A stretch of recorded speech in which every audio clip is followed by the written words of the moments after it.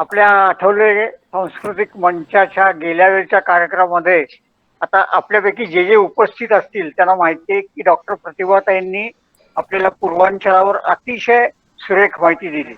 म्हणजे तिथली संस्कृती, त्यांचा इतिहास, तिथली भौगोलिक रचना त्याच्याबद्दल आपण कधीही न ऐकलेली माहिती गेल्या वेळा आपल्याला ऐकायला मिळाली.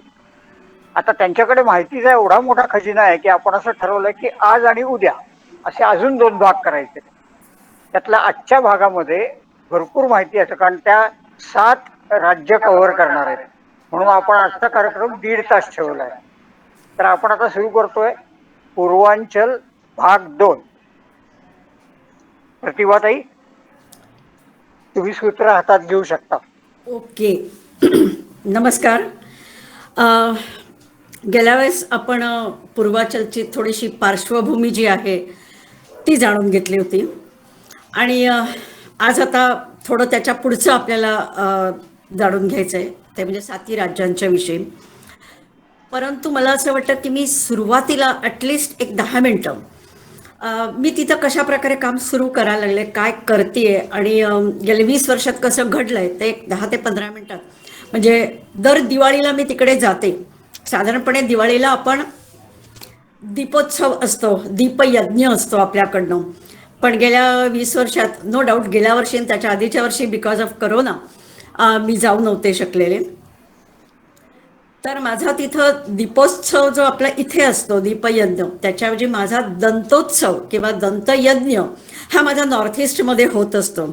तेव्हा मला असं वाटतं की मी सुरुवातीचे जे काही 10-15 मिनटं आहेत निदान माझा जो दंतयज्ञ आहे त्या दंतयज्ञाच्या काही कथा तुम्हाला, दंतकथा तुमच्याबरोबर थोडीशी शेअर करते आणि मग ॲक्च्युली जी 7 राज्य आहेत की जी आत्ता माझ्याभोवती सगळे फेर धरून आहेत, त्याच्यातली काही राज्य आपण आज कव्हर करूयात आणि काही आपण उद्या करूयात. तो लेट अस बिगिन. हा जो दंतयज्ञ सुरू झाला तो 2000 सालापासूनचा माझा सुरू झाला आहे. तर तो देखील कसं, मी गेल्या वेळेस जसं तुम्हाला सांगितलं होतं की हिमालयात माझं ट्रेकिंग चालू असायचं आणि मानस सरोवरला मला जेव्हा अनुभव आला, रात्री 11 वाजता उठवलं आणि सांगितलं की तुम्ही जरा पेशंटला बघायला येता का, तेव्हा जवळजवळ 14,000 फुटावरती -20 डिग्री टेम्परेचरमध्ये मी एका पेशंटला बघायला गेले चालत. 1 किलोमीटर 1.5 किलोमीटरवरती होतं, पूर्ण बर्फ होता आजूबाजूला आणि त्याच्यात आम्ही तिथं जाऊन बघितलं त्या मी पेशंटला. औषधं दिलीत. चायनीज सगळी लोकं होती, म्हणजे कारण की ते सगळं तिबेट ऑक्युपंट चायना आहे. परत आल्यावरती मात्र दुसऱ्या दिवशी पहाटे परत आम्ही जेव्हा निघालो तिथून मानस सरोवराहून, तेव्हा त्या बाईचा नवरा, ती बाई 8 महिन्याची प्रेग्नंट होती, तेव्हा तिने जे तो येऊन केवळ मला सांगून गेला की तिला आता बरं वाटतंय आणि खूप खूप धन्यवाद. एवढा धन्यवाद हा एक शब्द त्याला येत होता हिंदीमधला, त्याच्यामुळे तेवढं त्याने मला धन्यवाद दिले आणि मग तो अजून माझ्याकडनं काही औषधं घेऊन निघून गेला. त्याच्यानंतर जे डोक्यामध्ये विचार सुरू झाले की खरोखरीच आपलं जे वैद्यकीय ज्ञान आहे हे जर आपण अशा रिमोट एरियाजमध्ये की ज्या ठिकाणी ची जी ही लोकं राहत आहेत पहाडांवरती किंवा बॉर्डरवरती, की जिथं वैद्यकीय सुविधा त्यांना मिळत नाही आहेत बेसिक, तर आपण तिथं जाऊन जर काम केलं आणि आपली सेवा दिली तर ते केव्हाही आपल्या जो ज्ञान आपल्याला मिळाले त्याचा उपयोग होऊ शकेल. What my father use to tell that you can serve your nation through your own profession. तर ह्या विचारांमध्ये मी जी अडकलेली होते की मला काहीतरी केलं पाहिजे, त्याच वेळेला विवेकानंद केंद्राचे सतीशजी Chaukulkar, unfortunately he is no मोर, परंतु ते तेव्हा इथं होते आणि त्यांनी मला सांगितलं की मग तुम्हाला जर ताई असं वाटतंय तर आपण अरुणाचलमध्ये ज्या आपल्या विवेकानंद केंद्राच्या शाळा आहेत तर तिथं जाऊन तुम्ही का काम करत नाही, कारण तिथं कुणीच डॉक्टर नाही आहेत, मेडिकल स्टोअर्स नाहीत. तर मग तुम्ही जर तिथं गेलात तर केव्हाही त्या मुलांना, आपल्या सगळ्या स्टुडंट्सना वगैरे आणि आजूबाजूच्या गावातल्या लोकांना त्याचा उपयोग होऊ शकते.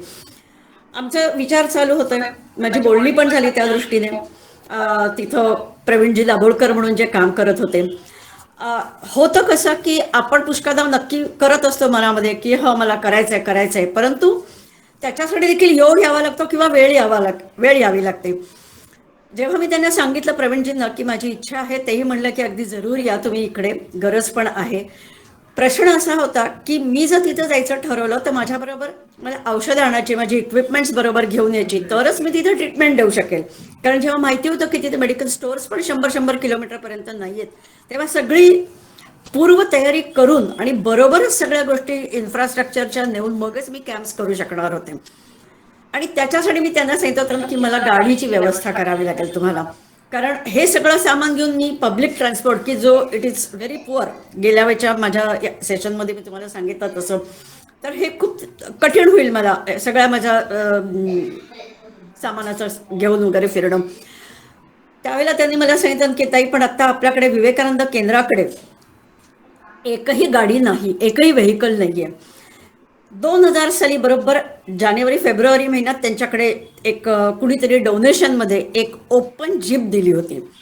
आणि जशी त्यांच्या ताब्यात ती ओपन जीप आली, लगोलग मला प्रवीणजींचा फोन आला की ताई, तुम्ही म्हणला होतात की इथे येऊन काम करेन, सांगा मला आता कधी, कोणत्या तारखेला तुम्ही निघतात. मला त्यांनी सेकंड थॉट द्यायला वेळ सुद्धा दिला नाही. Just tell me the date and that's it, so that we can manage. त्यावेळेला मी ठरवलं होतं, माझी मोठी मुलगी तेव्हा 10वीत होती, तिची बोर्डची परीक्षा होती आणि CBSE असल्यावर ती 1 मार्चला परीक्षा सुरू होते. म्हटलं ठीक आहे, तिची एक 8-10 दिवसात परीक्षा झाली की मी लगेच निघते. तिचा शेवटच्या पेपरला मी इथनं निघाले. अहमदाबाद, दिल्ली, दिल्ली, दिब्रुगड अशा तऱ्हेने राजधानी पकडून गेले. शुक्रवारला निघालेली मी, शुक्रवारला संध्याकाळ निघालेली, सोमवार सकाळला मी दिब्रुगडला पोचले. इमॅजिन करा, मी एकटी त्यावेळेला संबंध सामान घेऊन गेलेली होते. आणि मग तिथं दिब्रुगडला ती लोक घ्यायला आले आणि मग ते आम्ही ओपन जीपने सगळीकडे फिरत होतो, कॅम्प्स घेत होतो. माझ्याबरोबर माझी इक्विपमेंट्स होती, त्याच्यामध्ये दात काढणं, दात चांदी भरणं, साफ करणं, हे सगळं मॅन्युअली का असं नाही, पण मी करू शकत होते. औषधं बरोबर घेऊन गेलेले होते. साधारण 3-3 दिवसाचा असा कॅम्पचा आम्ही आराखडा केला होता की एकेका गावी जायचं. पण तिथं एका गावाहून दुसऱ्या गावाला जायचं म्हटलं ना, तरी देखील पूर्ण 10 ते 12 तास लागतात अरुणाचलमध्ये. रस्ते खराब आणि अंतर खूप. आणि अरुणाचलचा जो प्रवास आहे तो नेहमी, अरुणाचलमध्ये एकदा तुम्ही शिरल्यावरती सगळेही गावं तुम्ही बघू शकाल, इकडे तिकडे हिंडू शकाल असं नाही. एव्हरी टाइम तुम्हाला अरुणाचलहून पुन्हा आसामला यावं लागतं, आसाममध्ये प्रवास करायचा आणि मग पुन्हा अरुणाचलमध्ये एंट्री घ्यायची असते. तर असं करत आपल्याला तो प्रवास सगळा करायचा असतो. त्यावेळेला मग आम्ही त्या ओपन जीपने काम करायला जायला सुरुवात केली. एका ठिकाणी जायचं, 3 दिवस राहायचं. मी सगळं माझं अरेंजमेंट सगळ्या त्या शाळेच्या एखाद्या रूममध्ये वगैरे मी करत होते. आणि मग चेकअप करणं, दात काढणं वगैरे हे सगळं माझं चालू झालं. स्पेसिफिकली अरुणाचलमध्ये ज्या विवेकानंद केंद्राच्या शाळा वगैरे होत्या, तर त्या शाळेतल्या मुलांमुलींसाठी, स्टुडंटसाठी, टीचर्ससाठी, आणि मग समजा वेळ झाला तर जी गावामधली लोक असायची ती पण थोडीफार यायची. साधारणपणे इतक्या इंटेरियर पार्ट्सला असायची मी की तिथे डॉक्टर नाही, डेंटिस्ट तर कधीच नाही. आणि मग त्यावेळेला मी मुलांनाच बरोबर घेऊन त्यांच्याच मदतीने सगळं काम करत असेल. किंवा कुणीतरी येऊन साफ करणार इन्स्ट्रुमेंट्स, कुणीतरी मग त्याला ते अलॉट केलेलं काम की बाबा तू हे कर. कुणीतरी इन्स्ट्रुमेंट साफ करणं असेल, कुणीतरी इन्स्ट्रुमेंट स्टरलाइज करणं असेल, कुणीतरी मी सांगितलं याप्रमाणे औषधं पेशंट्सना देणं, हेही महत्त्वाचं असायचं. सगळ्या सूचना, कारण भाषेचा प्रॉब्लेम, त्यामुळे ट्रान्सलेट करायला कोणीतरी लागायचं. अशा वेळेस इथले टीचर्सचे सगळे मला मदतीला असायचे. तर अशा प्रकारे कॅम्प्स घेणं चालू झालं. अक्षरशः त्यावेळेला लेंथ अँड ब्रेडथ म्हणतो तसं अरुणाचलचं मी जवळजवळ 7 वर्ष सलग विवेकानंद केंद्रासाठी काम केलं. त्यावेळेला काय झालं, पहिल्या वर्षी तर मी पेशंटला साध्या टीचर्सच्या चेअरमध्ये बसून ट्रीटमेंट वगैरे देत होते. बरोबर इक्विपमेंट्स दिलेली होती, ती सगळी मी VIP बॅग्स केल्या होत्या, त्याच्यात टाकून वगैरे घेऊन गेले होते. आणि येताना मी ते पुन्हा काही घेऊन आले, काही तिथं ठेवून आले. पुढच्या वर्षी जाताना नक्की केलं की मी जर कॉम्प्रेसर तिथं नेला तर माझा एरोटरवरती जे इन्स्ट्रुमेंट्स मी चालले तर ती कॉम्प्रेसरच्यामुळे मला स्पीडीली काम करता येईल. म्हणून माझ्या एका मित्राने मला एक कॉम्प्रेसर डोनेट केला, ब्रँड न्यू कॉम्प्रेसर. तो मी इथनं जाताना राजधानीने मी सगळा प्रवास करायची, तर ब्रेकवॅनमध्ये तो मी कॉम्प्रेसर ठेवला आणि जाताना घेऊन गेले. 3ऱ्या वर्षी काय गंमत झाली, माझ्या इथला जो टेक्निशियन होता, मेकॅनिक रादर, म्हणजे डेंचर वगैरे बनवणार, तर त्या मनीषने मला सांगितलं की ते माझ्याकडे ना एक रेग्युलर डेंटल चेअर आहे, मी तुम्हाला ती डोनेट करायला तयार आहे, फक्त न्यायची व्यवस्था तुम्ही करायची. आता ह्या ठिकाणी मी तुम्हाला माझा काय म्हणतात तसं किस्सा कुर्सिका सांगणार आहे की मी ती खुर्ची कशी नेली तिकडे, all the way from Ahmedabad to गुवाहाटीला. त्यावेळेला मला जायचं होतं आधी, आणि मग नंतर आम्ही निघणार होतो पुढे. त्याने मला ती चेअर दिली. तुम्ही सगळ्यांनी बघितलेली असेल डेंटल चेअर म्हणजे केवढा मोठा प्रकार असतो. मला काही कल्पना येत नव्हती की आता मी त्याचं कसं करणार. मी एका मिस्त्रीला बोलवलं, फटाफट त्याच्याकडनं असा मोठा बॉक्स केला, जसं कॉफिन असावं तसं, त्याच्यात ती चेअर ठेवली, पुन्हा त्याने पॅक केलं, मेटाडोरमध्ये टाकून मी त्या एका टेम्पोमध्ये टाकून रेल्वे स्टेशनला गेले. संध्याकाळी 5ची माझी राजधानी होती. मी साधारणपणे 11-12च्या सुमारास पार्सल डिपार्टमेंटला पोहोचले. म्हटलं आता मला ब्रेकवॅनमध्ये टाकता येईल. त्यावेळेला त्यांनी सांगितलं की तुम्ही हे एवढं घेऊन जाताय तर ह्याचे 10,000 रुपये चार्जेस होतील. आता 10,000 चार्जेस माझ्या दृष्टीने ते फार होते. म्हटलं मला हे परवडण्यासारखंच नाहीये. आता काय करायचं, मी अगदी सुन्न होऊन गेले, कारण इतकी छान तयारी सगळी केलेली आहे. आणि एक तासाभरात मला वाटलं मी हे सगळं हँडओव्हर करेन, पुन्हा घरी येऊन बॅग घेऊन 5ची मी ट्रेन पकडणार. आणि त्यावेळेस जेव्हा त्या पार्सलवाल्या माणसाने सांगितलं की 10,000 रुपये तुम्हाला पैसे भरावे लागतील त्याचे, तेव्हा म्हटलं हे शक्य नाही आहे. मग मी पुन्हा कॉन्टॅक्ट केला त्या आमच्या मनीषला. म्हटलं खूप भाडं होतं आहे, त्यामुळे मी काही नेऊ शकणार नाही आहे, तेव्हा मी आता इथून परत ती वापस घेऊन येते वगैरे. आणि आय वॉज रिअली डिस्टर्ब आणि डिसअपॉइंट झालेली होते. आणि मी अशी त्या 1 नंबर प्लॅटफॉर्मवरती रेल्वे स्टेशनच्या अशी सुन्न होऊन जरा उभी होते. त्यावेळेला त्या पार्सल डिपार्टमेंटला तो जो माणूस होता तो इथे आला. मला म्हणलं मॅडम काय प्रॉब्लेम झाला आहे. तर म्हटलं अरे 10,000 रुपये तर मी काही देऊ नाही शकत आहे, माझ्या दृष्टीने फार किंमत आहे, मला परवडणारच नाही. कारण ऑलरेडी माझं सगळं औषधं घेणं, इन्स्ट्रुमेंट्स नेणं, माझी तिकीटं करणं, खर्च माझा भरपूर असायचा. शिवाय 3-4 आठवडे माझी प्रॅक्टिस बंद असायची इथले. त्याच्यामुळे मला तोही एक फिनान्शियली विचार करायला लागायचा. तर म्हटलं मला की हे जमण्यासारखं नाही आहे देणं. मला म्हणे मी तुम्हाला एक सजेशन देऊ का. म्हटलं काय. मला काही इलिगल करायचं नाही, मी चांगल्या कामासाठी जाते, मी इलिगल कधीच करत नसते, करणार पण नाही. मग तो म्हटलं तुम्ही काय करा, ही जी चेअर आहे ना ही पूर्णपणे डिसमेंटल करा आणि ह्याचे 4 वेगळ्या वेगळ्या बॉक्सेसमधनं वेगळे वेगळे पार्ट्स ठेवा, तुम्ही घेऊन जा आणि तिकडे गेला ते पुन्हा ती चेअर असेंबल करा. आयुष्यात कधी असली कामं केलेली नाही, साधा स्क्रू ड्रायव्हर देखील हातात घेतला नाही. म्हटलं मला कसं काय जमणार. मला म्हणा तुम्ही जर हे असं केलं तर वजन आणि आकार सगळा डिस्ट्रीब्यूट होतो की लगेच त्याचे पैसे तुम्हाला कमी लागतील. म्हटलं बरं ट्राय तर करते. पुन्हा माझ्या मेकॅनिकला फोन केला, म्हटलं तू ताबडतोब ये. आम्ही त्या बॉक्समधनं ती चेअर त्याने तो अर्धा तासात आला. मात्र मला म्हटलं बघूयात आपण ट्राय करू. मग त्याने ती पूर्णपणे चेअर, डेंटल चेअर एवढी मोठी आमची असते, ती पूर्ण डिसमेंटल केली, त्याचे 4 पार्ट्स केले आणि 4 वेगळे वेगळे कार्टन्समधनं आम्ही भरले आणि मग वजन केलं आणि ते सगळं मिळून त्याने सांगितलं तुम्हाला 3,000 रुपये खर्च येईल. मग 3,000 रुपये मला पुष्कळसा परवडण्यासारखा होता तो. म्हटलं ठीक आहे. आता डिसमेंटल तर केली, पण मी असेंबल कशी करू तिकडे गेल्यावरती, नॉलेज काही नाही. त्या माझ्या मेकॅनिकने विजयभाई म्हणून जो होता, मला म्हणले तुम्ही काही बेन काळजी करू नका, मी तुम्हाला शिकवतो. आश्चर्य वाटेल, 1 नंबर प्लॅटफॉर्मवरती एवढे पॅसेंजर्स बघतायत आणि त्या सगळ्यांच्या देखता तो विजयभाई मला शिकवत होता की असेंबल कशी करायची, नटबोल्ट कसे लावायचे आणि पुन्हा कशी खुर्ची तयार करायची. ते त्याने एकदा करून दाखवलं, मग पुन्हा मी डिसमेंटल केलं, मग मी स्वतः केलं आणि मग असं वाटलं की आपल्याला जमू शकेल. मग पुन्हा डिसमेंटल करून कार्टन्समध्ये भरून आम्ही पार्सलवाल्याला दिलं की ठीक आहे आता आपण ब्रेकवॅनमध्ये टाकून मी ते घेऊन जाईन करत. पण तरी मनामध्ये धाकधूक तर होतीच होती. आणि संध्याकाळी 5च्या राजधानीने मी निघाले, तिकडे गेले. व्हाया दिल्ली होतं ते, पुन्हा दिल्लीहून ते सगळं काढायचं ब्रेकवॅनमधनं, पुन्हा दिब्रुगडच्या राजधानीमध्ये टाकायचं. हे सगळी मधल्या त्या 4 तासाचा जो लेओव्हर होता त्याच्यामध्ये ती कामं मला एकटीने करायची होती. नो डाऊट त्यावेळेला विवेकानंद केंद्रात जे दिल्लीत राहणारी होती तिथली 2 मुलं माझ्या मदतीला पण आलेली होती. आम्ही ते सगळं केलं आणि ती घेऊन पुढे प्रवास सुरू झाला.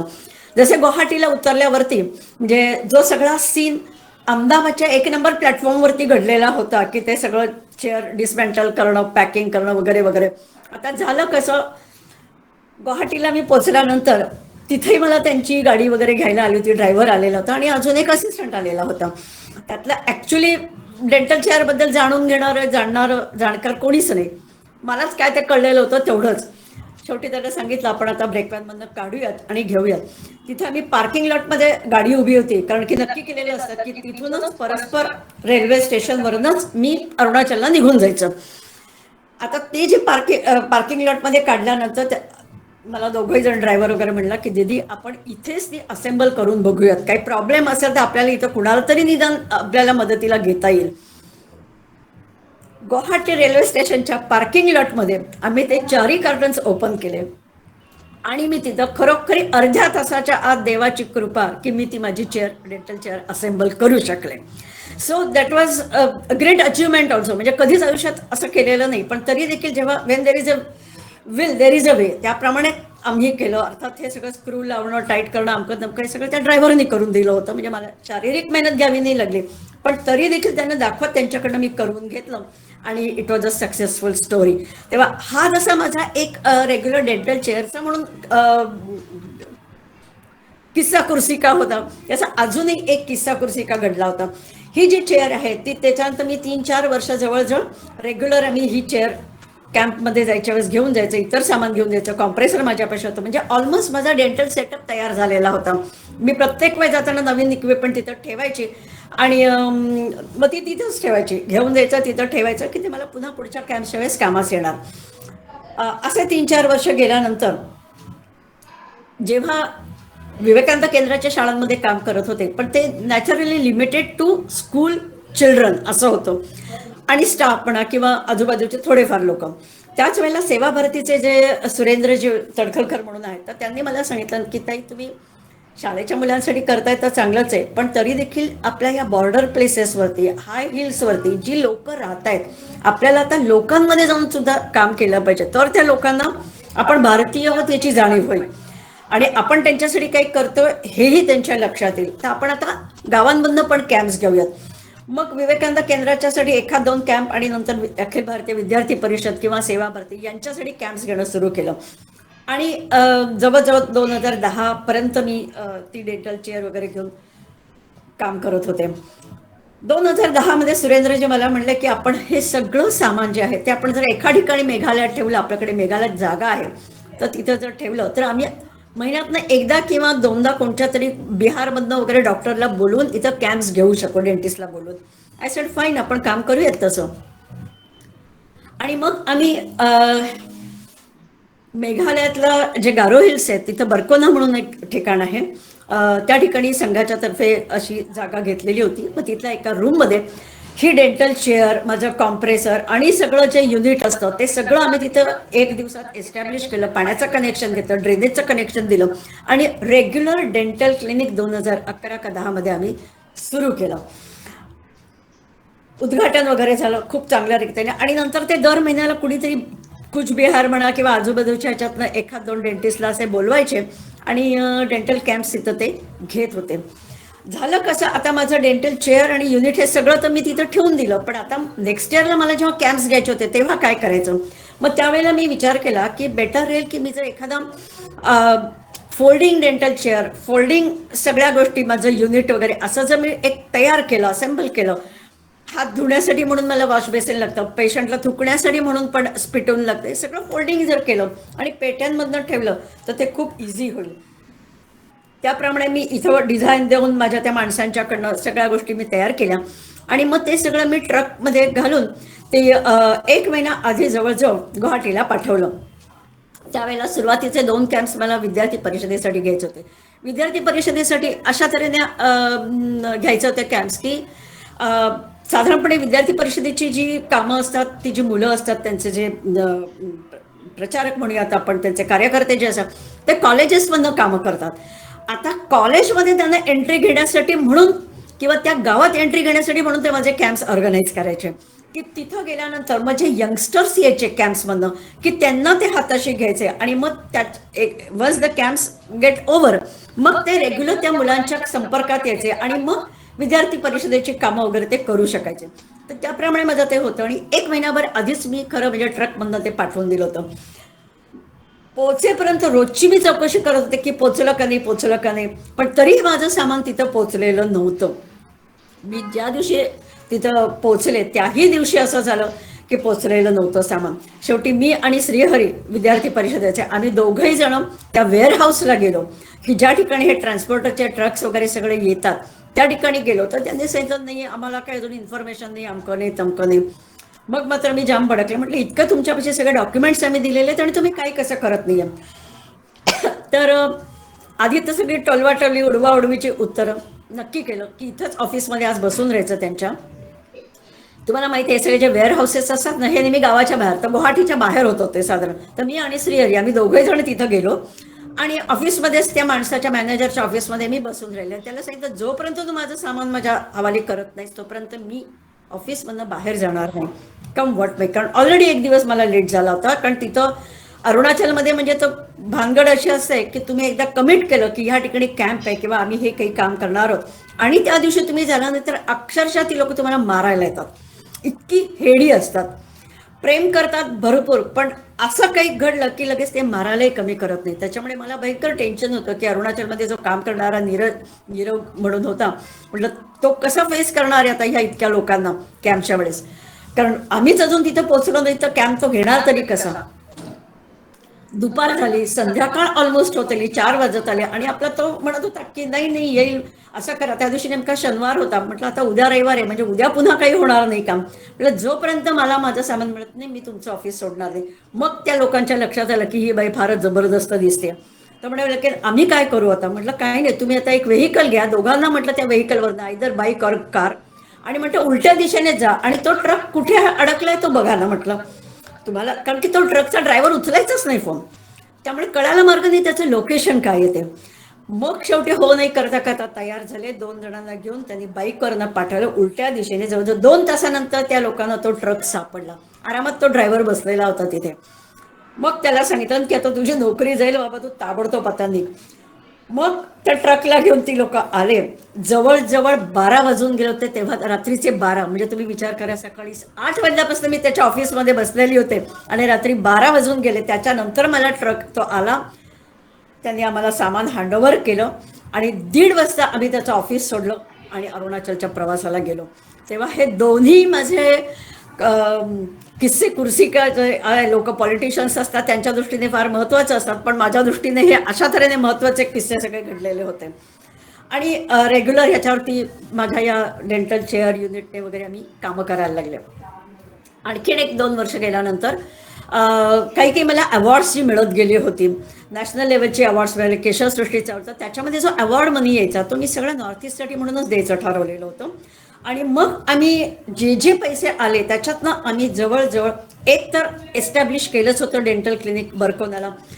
त्याच्यानंतर अशा तऱ्हेच्या अवॉर्ड मनीमधनं मी 6 ठिकाणी डेंटल क्लिनिक्स एस्टॅब्लिश केलेली आहेत. आणि ती देखील कशी केली तर अहमदाबादमधनंच सगळ्या गोष्टी मी ऑर्डर केलेल्या, सगळं चेअर युनिट वगैरे अशा तऱ्हेचे जे 6 मी तयार केले ॲट अ टाईम. आणि आम्ही एक ट्रक लोड करून ते गुवाहाटीला पाठवलं. आणि गुवाहाटीहून ज्या ज्या ठिकाणी आम्हाला क्लिनिक्स एस्टॅब्लिश करायची होती त्या त्या ठिकाणी एक एक युनिट अख्खं पाठवण्यात आलेलं होतं. पण अक्षरशः म्हणतात तसं पायपुसण्यापासून मी सगळं इथनं पाठवतो की तिथं मला वेळ नाही. प्रत्येक ठिकाणी मी फक्त 2 दिवस थांबत होते आणि पूर्ण डेंटल क्लिनिक्स एस्टॅब्लिश करत होते. आधीपासून मी कळवून ठेवलेलं फक्त या ठिकाणी त्या रूममध्ये तुम्ही मला पाण्याचं कनेक्शन द्या आणि इलेक्ट्रिफिकेशनचं कनेक्शन द्या, ड्रेनेजचं द्या, आल्यावरती मी सगळं करेन. आणि अक्षरशः मी 24 तास थांबून पूर्णपणे क्लिनिक एस्टॅब्लिश करायचं. इथं आम्हाला क्लिनिक एस्टॅब्लिश करायचं म्हणजे महिना जातो, पण इथून सामान पाठवून मी स्वतः एकटीने, तेव्हाही माझ्यावर कोणीही मेकॅनिक नव्हता, पण मी स्वतः तिथल्या फॅक्टरीतनं अहमदाबादच्या गेले. कशा प्रकारे डेंटल चेअर, कशा प्रकारे युनिट, हे सगळ्या गोष्टी असेंबल कसं करायचं हे जाणून घेतलं, कनेक्शन सगळी जाणून घेतली, ते सगळं लिहून घेतलं आणि तिथं गेलं. ते अशा 6 ठिकाणी, त्रिपुरामध्ये 2, आसाममध्ये 2, मणिपूरमध्ये 1, अशा तऱ्हेने अजूनही, आणि मेघालयात 1, अशा तऱ्हेने टोटल आत्तापर्यंत आम्ही 7 डेंटल क्लिनिक्स एस्टॅब्लिश केलेली आहेत. एस्टॅब्लिश क्लिनिक्सचं तर झालं, त्याच वेळेस लक्षात आलं की लॅबॉरेटरीज, की ज्याला आपण म्हणतो ना की डेंचर बनवणं किंवा कवळी बनवायची, कॅप बनवायची, ब्रिज करायचं, ह्याच्यासाठी देखील आवश्यक आहे डेंटल लॅबॉरेटरीज. म्हणून त्यासाठी आसामहून 2घांना आणि मणिपूरहून 2घांना असं मी अहमदाबादला बोलवलं. माझा जो टेक्निशियन होता की जो डेंचर वर्क करायचा, कॅप वर्क करायचा, त्याला सांगितलं, म्हटलं फ्रीमध्ये तू या 4घांना ट्रेनिंग दे. 4 महिने त्या मुलांना मी इथं ठेवून घेतलं अहमदाबादला. रोज त्यांना बघत होते मी काय शिकतायत काय नाही, त्यांना ट्रेनिंग दिलं, त्यांना तिथं वापस पाठवलं आणि मग 3 ठिकाणी डेंटल लॅबॉरेटरीज चालू केल्या. आणि त्या देखील मी स्वतःच एस्टॅब्लिश केलं, कुणीही त्यावेळेला मेकॅनिक नाही. कारण कुणालाही मी जरी इथून न्यायचं म्हटलं असतं तरी देखील कमीत कमी आम्हाला त्या माणसाने चार्ज केला असता 50,000, 1,00,000. आम्हाला ते परवडण्यासारखंच नव्हतं सेवा भरतीला. आणि म्हणून मी स्वतःच ते शिकून घेतलं आणि त्या ठिकाणी चालू केलं. आणि आत्ता ह्या क्षणी आसाम, मेघालय, त्रिपुरा, मणिपूर ह्या ठिकाणी 7च्या 7 डेंटल क्लिनिक्स, 2-3 ठिकाणचे डेंटल लॅबॉरेटरीज हे कार्यरत आहेत. याचा मला खूप खूप आनंद वाटतोय. तर अशा तऱ्हेने माझी 20 मिनिटामध्ये मी तुम्हाला 20 वर्षांची दंतकथा सांगितलेली आहे. अ, आता ह्याच्या पुढे आपण निघूयात. प्रत्येक राज्याच्या विषयी माहिती करून घ्यायला. ही आज मी साधारणपणे विचार केले, मी 3 राज्य तरी आज कव्हर करते. अ, साधारणपणे टुरिस्ट पॉईंट ऑफ व्ह्यू आपल्याला काय तिथं बघता येईल, तिथली कशी कशी काय काय तिथं आहे ते बघूयात. आणि प्रत्येक वेळेस माझा थोडेफार जे काय तिथले अनुभव पण आलेले असतात वेगळ्या प्रकारचे, तेही मी शेअर करायचा प्रयत्न करते. So let us begin with Assam. आपल्याकडे रेल्वेची 100 होऊन गेलेली आहे, पण आसामशिवाय कुठेही रेल्वे नाही. आसाममध्ये गुवाहाटी दिब्रुगडपर्यंत रेल्वे लाईन गेलेली आहे. आता सिलचर आणि आता तर अरुणाचलला पण गेले मोदीजी आल्यानंतरची, परंतु त्यावेळेला कुठेही रेल्वे लाईन नाही. आम्हाला फक्त गुवाहाटी किंवा दिब्रुगडपर्यंतच ती मिळत होती. बाकी सगळीकडे कुठेही नॉर्थ ईस्टमध्ये जायचं असेल तरी बाय रोडच जावं लागतं आणि अतिशय खराब रस्ते वगैरे असे असतात. तर आसामच्या विषयी बोलायचं झालं तर लास्ट टाइमच्या सेशनमध्ये मी जसं सांगितलं की इट वॉज नोन एज संयुक्त आसाम, कारण तेव्हा 7 राज्य नव्हती. 70 ते 80च्या दशकामध्ये 7 राज्य वेगळी वेगळी वेगळी तयार झाली. पण त्यावेळेला जेव्हा आपल्या भारताला स्वातंत्र्य मिळालं तेव्हा संयुक्त आसाम म्हणूनच होतं.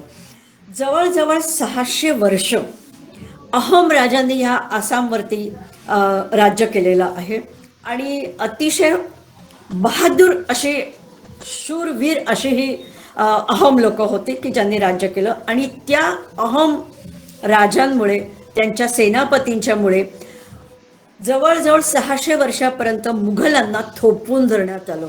मुघलांच्या पासून जे आपल्याला संरक्षण मिळालं ते केवळ आणि केवळ या आसाम अहम राजांच्यामुळे मिळालं. त्यावेळेला जी राजधानी होती आसामची ती म्हणजे शिवसागर.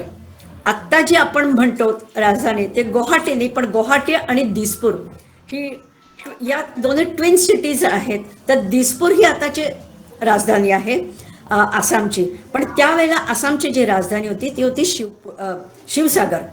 हे जे शिवसागर आहे ह्या ठिकाणी काही काही गोष्टी खरोखरीच बघण्यासारख्या. ज्यामध्ये 1001 वर्षापूर्वी त्या ठिकाणी जी मंदिरं होती त्याला डोल म्हणायचं. म्हणजे शिवडोल म्हणजे शिवाचं मंदिर, देवी डोल म्हणजे देवीचं मंदिर, विष्णू डोल म्हणजे विष्णूचं मंदिर, रंगमहाल तिथं बांधलेले होते. त्याच्यानंतर त्या ठिकाणी एक अतिशय सुंदर असं किल्ला आहे, त्याचं नाव आहे तोलातोल किल्ला. आता ही गंमत बघा, हा जो किल्ला बांधला जवळजवळ 20 वर्ष हे लोक तो किल्ला बांधत होत्या. बर्माहून तिथं सगळे जण आपण म्हणतो गवंडी वगैरे ती सगळे आलेली होती. या किल्ल्याचं वैशिष्ट्य म्हणजे असं आहे, खूप कमी लोक शिवसागरला जातात, पण मी तर आवर्जून सांगेन की मुद्दाम शिवसागरला तुम्ही जा. जसं आपण गुवाहाटीला जातो, कारण पहिल्यांदा आयदर तुम्ही फ्लाईटने किंवा ट्रेनने गेला तर आधी गुवाहाटीला तुम्ही जाता. कामाख्याचं मंदिर लास्ट टाइम मी जसं म्हटलं तसं तिथे आहेच आहे. आणि तिथे ज्या 7 टेकड्या आहेत त्या 7 टेकड्यांच्या मध्ये गुवाहाटी वसलेला आहे. त्याच्या संध्याचल, विंध्याचल आणि नीलाचल अशा ह्या सगळ्या टेकड्या आहेत की ज्याच्या मध्यभागी ब्रह्मपुत्राही वाहते आणि त्या ठिकाणी गुवाहाटी शहर वसलेलं आहे. गुवाहाटी देखील तुम्हाला कल्पना आहे, गुवाहाटी, गुवा म्हणजे सुपारी आणि हाटी म्हणजे बाजार, की ज्या ठिकाणी सुपारीचा बाजार ती गुवाहाटी आहे. आपल्याला सुपारी म्हटली की कोकणात वगैरे आपल्याकडे त्याच्या कातरलेले सुपारी वगैरे असते, तुरट चवीची वगैरे अशी माहिती.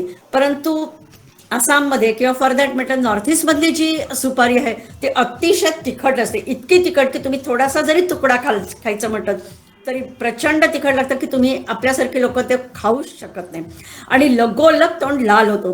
त्याच्यामुळे तिथल्या लोकांच्या मध्ये तोंडामध्ये अल्सर्स होणं हा खूप कॉमन आहे. लाल लाल तोंड आणि अल्सर झालेलं तोंड असतं.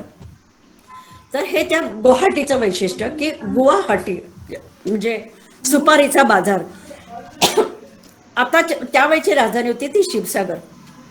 तोलातोल किल्ला जो तिथला आहे त्याचं वैशिष्ट्य असं की तो 600 वर्षापूर्वी बांधलेला आणि 7 मजली हा किल्ला आहे. विचार करा, इतक्यापूर्वी उत्कृष्ट स्थापत्यशास्त्राचा नमुना जर बघायचा असेल तर हा तोलातोल किल्ला आहे.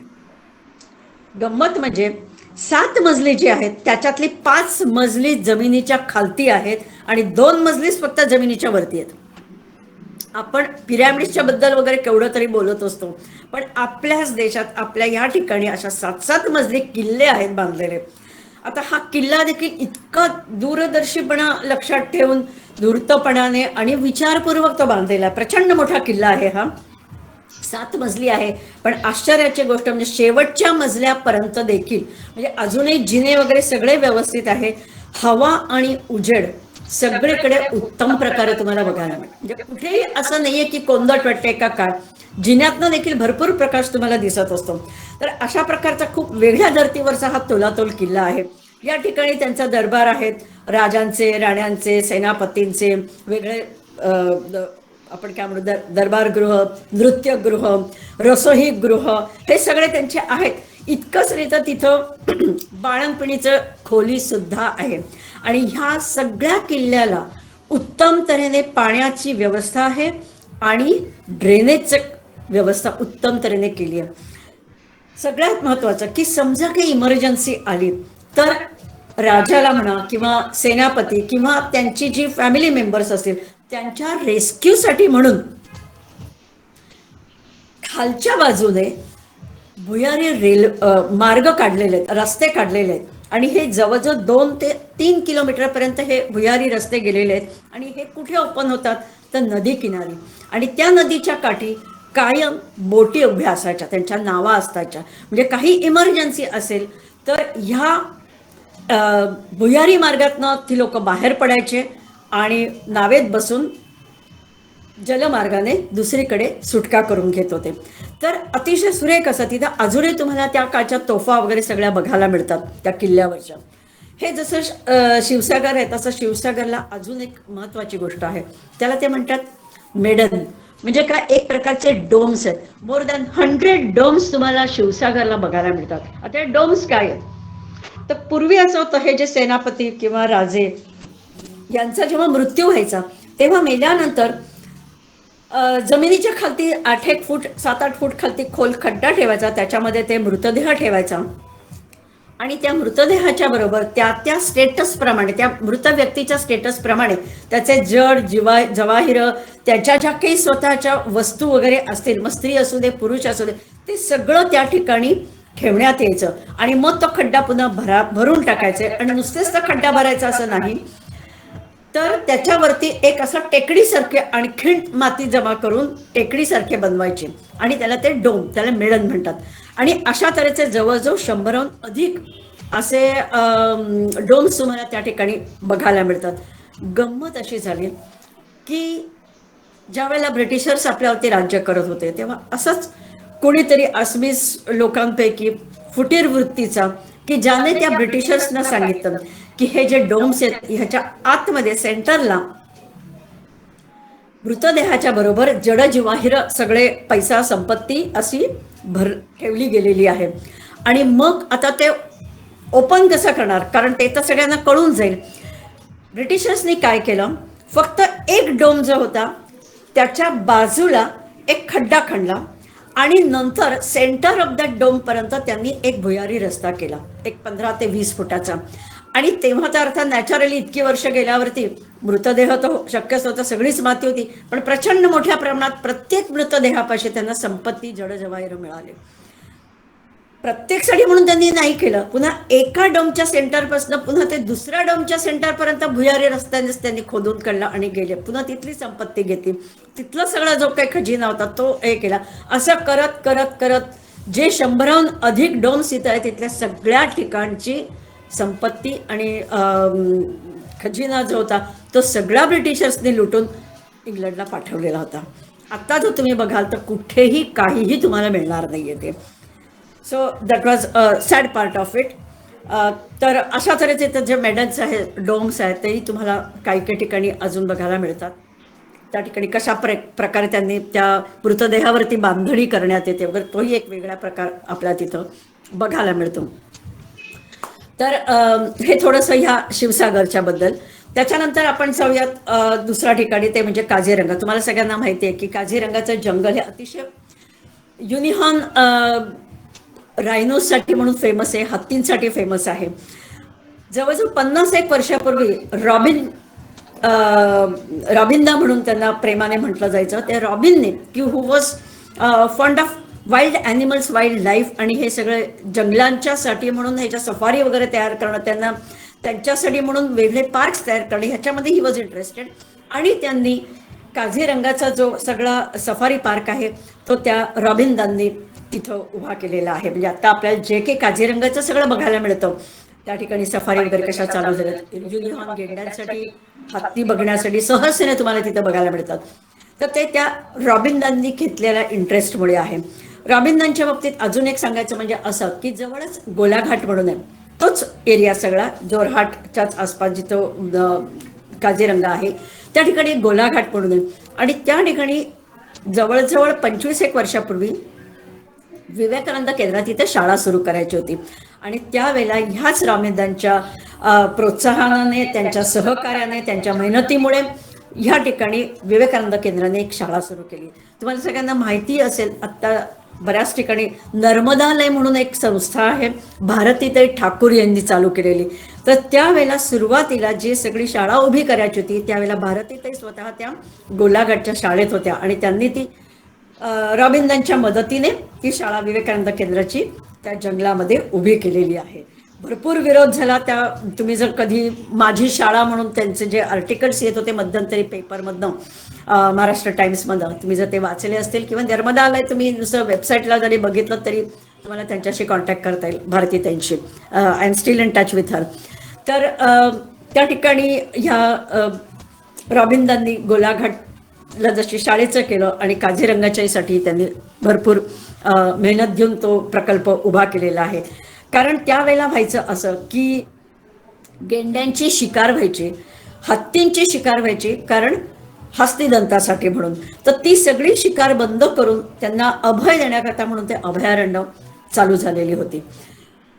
थोडं आणखीन आपण ह्याच्यातनं पुढे जाऊयात. आज आसाम म्हटलं की आपल्याला माहिती आहे की सगळ्यांच्या माहितीत असलेली म्हणजे आसाम सिल्क साडीज किंवा त्यांचं फॅब्रिक, ते जे आहे सुवालकुची म्हणून एक जागा आहे की ज्या ठिकाणी मुंगा सिल्क, की जी आसामची स्पेशालिटी आहे. ऍक्च्युली त्यांच्याकडे नॉर्थ ईस्टमध्ये सगळीजण आपापल्या घरीच हातमागावरतीच कापड तयार करत असतात, पण मुंगा नावाचा जो हे आहे, किड्यापासून जे बनवण्यात येतं रेशीम, तर त्याच्या मुंगा सिल्क साडीज म्हणा किंवा ते जे वापरतात त्याला ते चादर मेखला म्हणतात. आसवीस जो ड्रेस असतो त्याला ते चादर मेखला म्हणतात. तर ते बनवण्याचं एक गावच आहे. आणि ॲक्च्युली आसाममध्ये खूप ठिकठिकाणी अशा तऱ्हेचे सिल्क साड्या वगैरे सगळ्या गोष्टी तयार होत असतात. पण सुवालकुची ती स्पेशालिटी आहे की ह्या गावातल्या घरातनं मुंगा सिल्क साडी बनवली जाते. थोडंसं आणखीन पुढे निघूयात. आपल्याला जायचं आहे एक व्हॅलीकडे. त्या ठिकाणी ज्याला आपण एक म्हणू दिमासा म्हणून एक ट्राईब आहे. Actually it's a type of, म्हणजे नागालँडचीच म्हणूयात आपण, नागा ट्राईब सारखीच आहे. तर ह्या ठिकाणी एक हाफलॉंग म्हणून, अदरवाईज आसाम हा सपाटीवरती आहे. हाफलॉंग ही एकच जागा अशी आहे की that is the only hill station of Assam. ह्या हाफलॉंगची एक स्पेशालिटी अशी आहे की तिथं जी दरी आहे, ती जी व्हॅली आहे, that is non as Jatinga valley. ह्या जटिंगा व्हॅलीचं काय आहे की साधारण फेब्रुवारीच्या सुमारास या ठिकाणी पुष्कळ मोठ्या प्रमाणामध्ये मायग्रेटिंग बर्ड्स पास होतात ह्या गावावरनं, ह्या व्हॅलीवरनं. आणि गंमत अशी आहे की ज्यावेळेला हे मायग्रेटिंग बर्ड्सवरनं पास होतात त्यावेळेला रात्रीच्या वेळेस काय होतं माहिती नाही, परंतु ते सगळे धाडकन खालती दरीमध्ये डाईव्ह करतात आणि तिथं मरतात. कारण कुठेतरी कडे कपाऱ्यांना ते आपटतात आणि लाखावारी मायग्रेटिंग बर्ड्स त्या ठिकाणी जटिंगा व्हॅलीमध्ये मरतात. पुष्कळ पक्षी तज्ज्ञ म्हणा किंवा सायंटिस्ट म्हणा किंवा निसर्गप्रेमी लोक की ज्यांचे बरेच अभ्यास झालेले असतात, अशा तिथं खूप येऊन गेलेले आहेत, येतही आहेत अजूनही. आणि अजूनही कळत नाही की असं का घडतंय की रात्र धावता क्षणी ते सगळे त्या दरीमध्ये पडतात आणि मृत्युमुखी पडतात. सगळेजण जे डाईव्ह करून येतात ते कुठेतरी कपारींवरती आदळतात आणि मरतात. तिथली जी ही दिमासा म्हणून जी ट्राईब आहे त्या लोकांच्या मते सामूहिक आत्महत्या पक्ष्यांची, असं ते लोक म्हणतात. खूप वाईट वाटतं, कारण अक्षरशः रातोरात लाखावरी पक्षी मेल्या जातात. पण दिमासा ट्राईबचे लोक ताबडतोब, ते मरत नाहीत तर ताबडतोब त्यावेळेला खालती जाऊन त्या दरीत उतरतात आणि मेलेल्या पक्ष्यांना उचलून लगोलग ते खाऊन मोकळे होतात. तर जटिंगा व्हॅलीची ही एक थोडी वेगळी गोष्ट म्हणून मी तुमच्याशी आता ती शेअर केली. अ, आणखीन आपण पुढे गेलो तर तिथून हाफलॉंगहून पुढे गेलो की आपण सिलचर पाशी, म्हणजे दॅट इज बराक व्हॅली. या बराक व्हॅलीमध्ये जी बराक नदी आहे, या नदीतलं तुम्हाला एक वेगळं दृश्य बघायला मिळतं, ते म्हणजे बांबूचे तराफे. बांबूचा वापर भरपूर प्रमाणात होतो, कारण सगळीकडे जसे चहाचे मळे भरपूर आहेत, त्याच्यानंतर भातशेती भरपूर आहे, तसं बांबूची वनच्या वन सगळीकडे तुम्हाला बघायला मिळतात. कन्स्ट्रक्शनच्या कामासाठी, इतर गोष्टींसाठी, घरं उभारण्यासाठी बांबू वापरण्यात येतात आणि बांबू तिकडून दुसऱ्या राज्यांमध्ये पण पाठवण्यात येतात. काय करतात ही लोक, बांबूचे असे एकमेकांना बांधून वगैरे तराफ्यासारखे करतात आणि ट्रान्सपोर्टेशनचा खर्च वाचवण्यासाठी ती जी बराक नदी आहे की ज्याला भरपूर फोर्सनी ती वाहते, तर वरपासून खालपर्यंत ते फक्त त्या नदीमध्ये त्या बांबूच्या तराफ्याला ढकलून देतात आणि प्रवाहाच्या बरोबर बरोबर ते बांबू सगळे खालपर्यंत जिथं त्यांना जायचं तर तिथं, आणि पुन्हा ज्यांना ते पिकअप करायचे असतील ते सगळं त्यांचं प्लॅनिंग झालेलं असतं आणि ते बांबू पिकअप केले जातात, जेणेकरून त्यांचं ट्रान्सपोर्टेशन हे टोटली फ्री ऑफ कॉस्ट होऊ शकतं. कारण नदीतनंच, पाण्यामधनंच ते सगळे बांबू वाहत वाहत वाहत येत असतात. अजून एक आसाममधली ठिकाण म्हणजे तेजपूर. तुम्हाला माहिती आहे, चायना वॉरच्या वेळेस संबंध तवांग ओलांडून चायना वॉर म्हणजे चायनीज सोल्जर्सनी आपली बॉर्डर क्रॉस केली. संबंध ते 17,000 फुटावरनं खालती उतरले, तवांगला आले, तवांगहून खालती उतरत बोमडीला वगैरे करत अप टू तेजपूर, म्हणजे अरुणाचलमधनं पूर्णपणे आसाममध्ये आले. तेजपूरपर्यंत त्यांचं चायनीज सैन्य आलेलं होतं आणि we lost that battle very badly. तुम्हाला कल्पना आहेच त्या सगळ्या गोष्टीची. तर हे जे तेजपूर आहे, हे तेजपूरचं नाव पहिल्यांदा होतं सोनितपूर. तर हे सोनितपूरचं तेजपूर कसं झालं, तर मी आधीच्या माझ्या सेशनमध्ये जसं सांगितलं होतं की त्या ठिकाणी हरिहर युद्ध झालं आणि रक्ताचे पाठ वाहिले, आणि रक्ताचे पाठ वाहिले म्हणून त्याचं नाव रक्त म्हणजे तेज, आणि म्हणून त्याचं तेजपूर झालं. आता हे का तिथं हरिहर म्हणजे शिवजी आणि कृष्ण यांचं जे युद्ध झालं ते एका वेगळ्या कारणासाठी म्हणून झालं.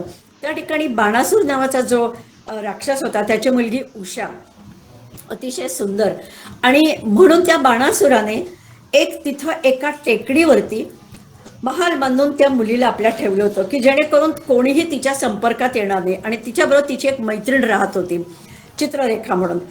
गंमत अशी झाली की त्याने काय केलं, संबंध त्या डोंगराच्या भोवती पेटता अग्नी, 24 तास पेटता अग्नी ठेवलेला होता की कोणीही तो अग्नी क्रॉस करून वरती हिलवरती येणार नाही आणि त्याच्या मुलीला म्हणजे ती सुरक्षित राहील ह्या दृष्टीने त्या बाणासूर राक्षसाने व्यवस्था केलेली होती.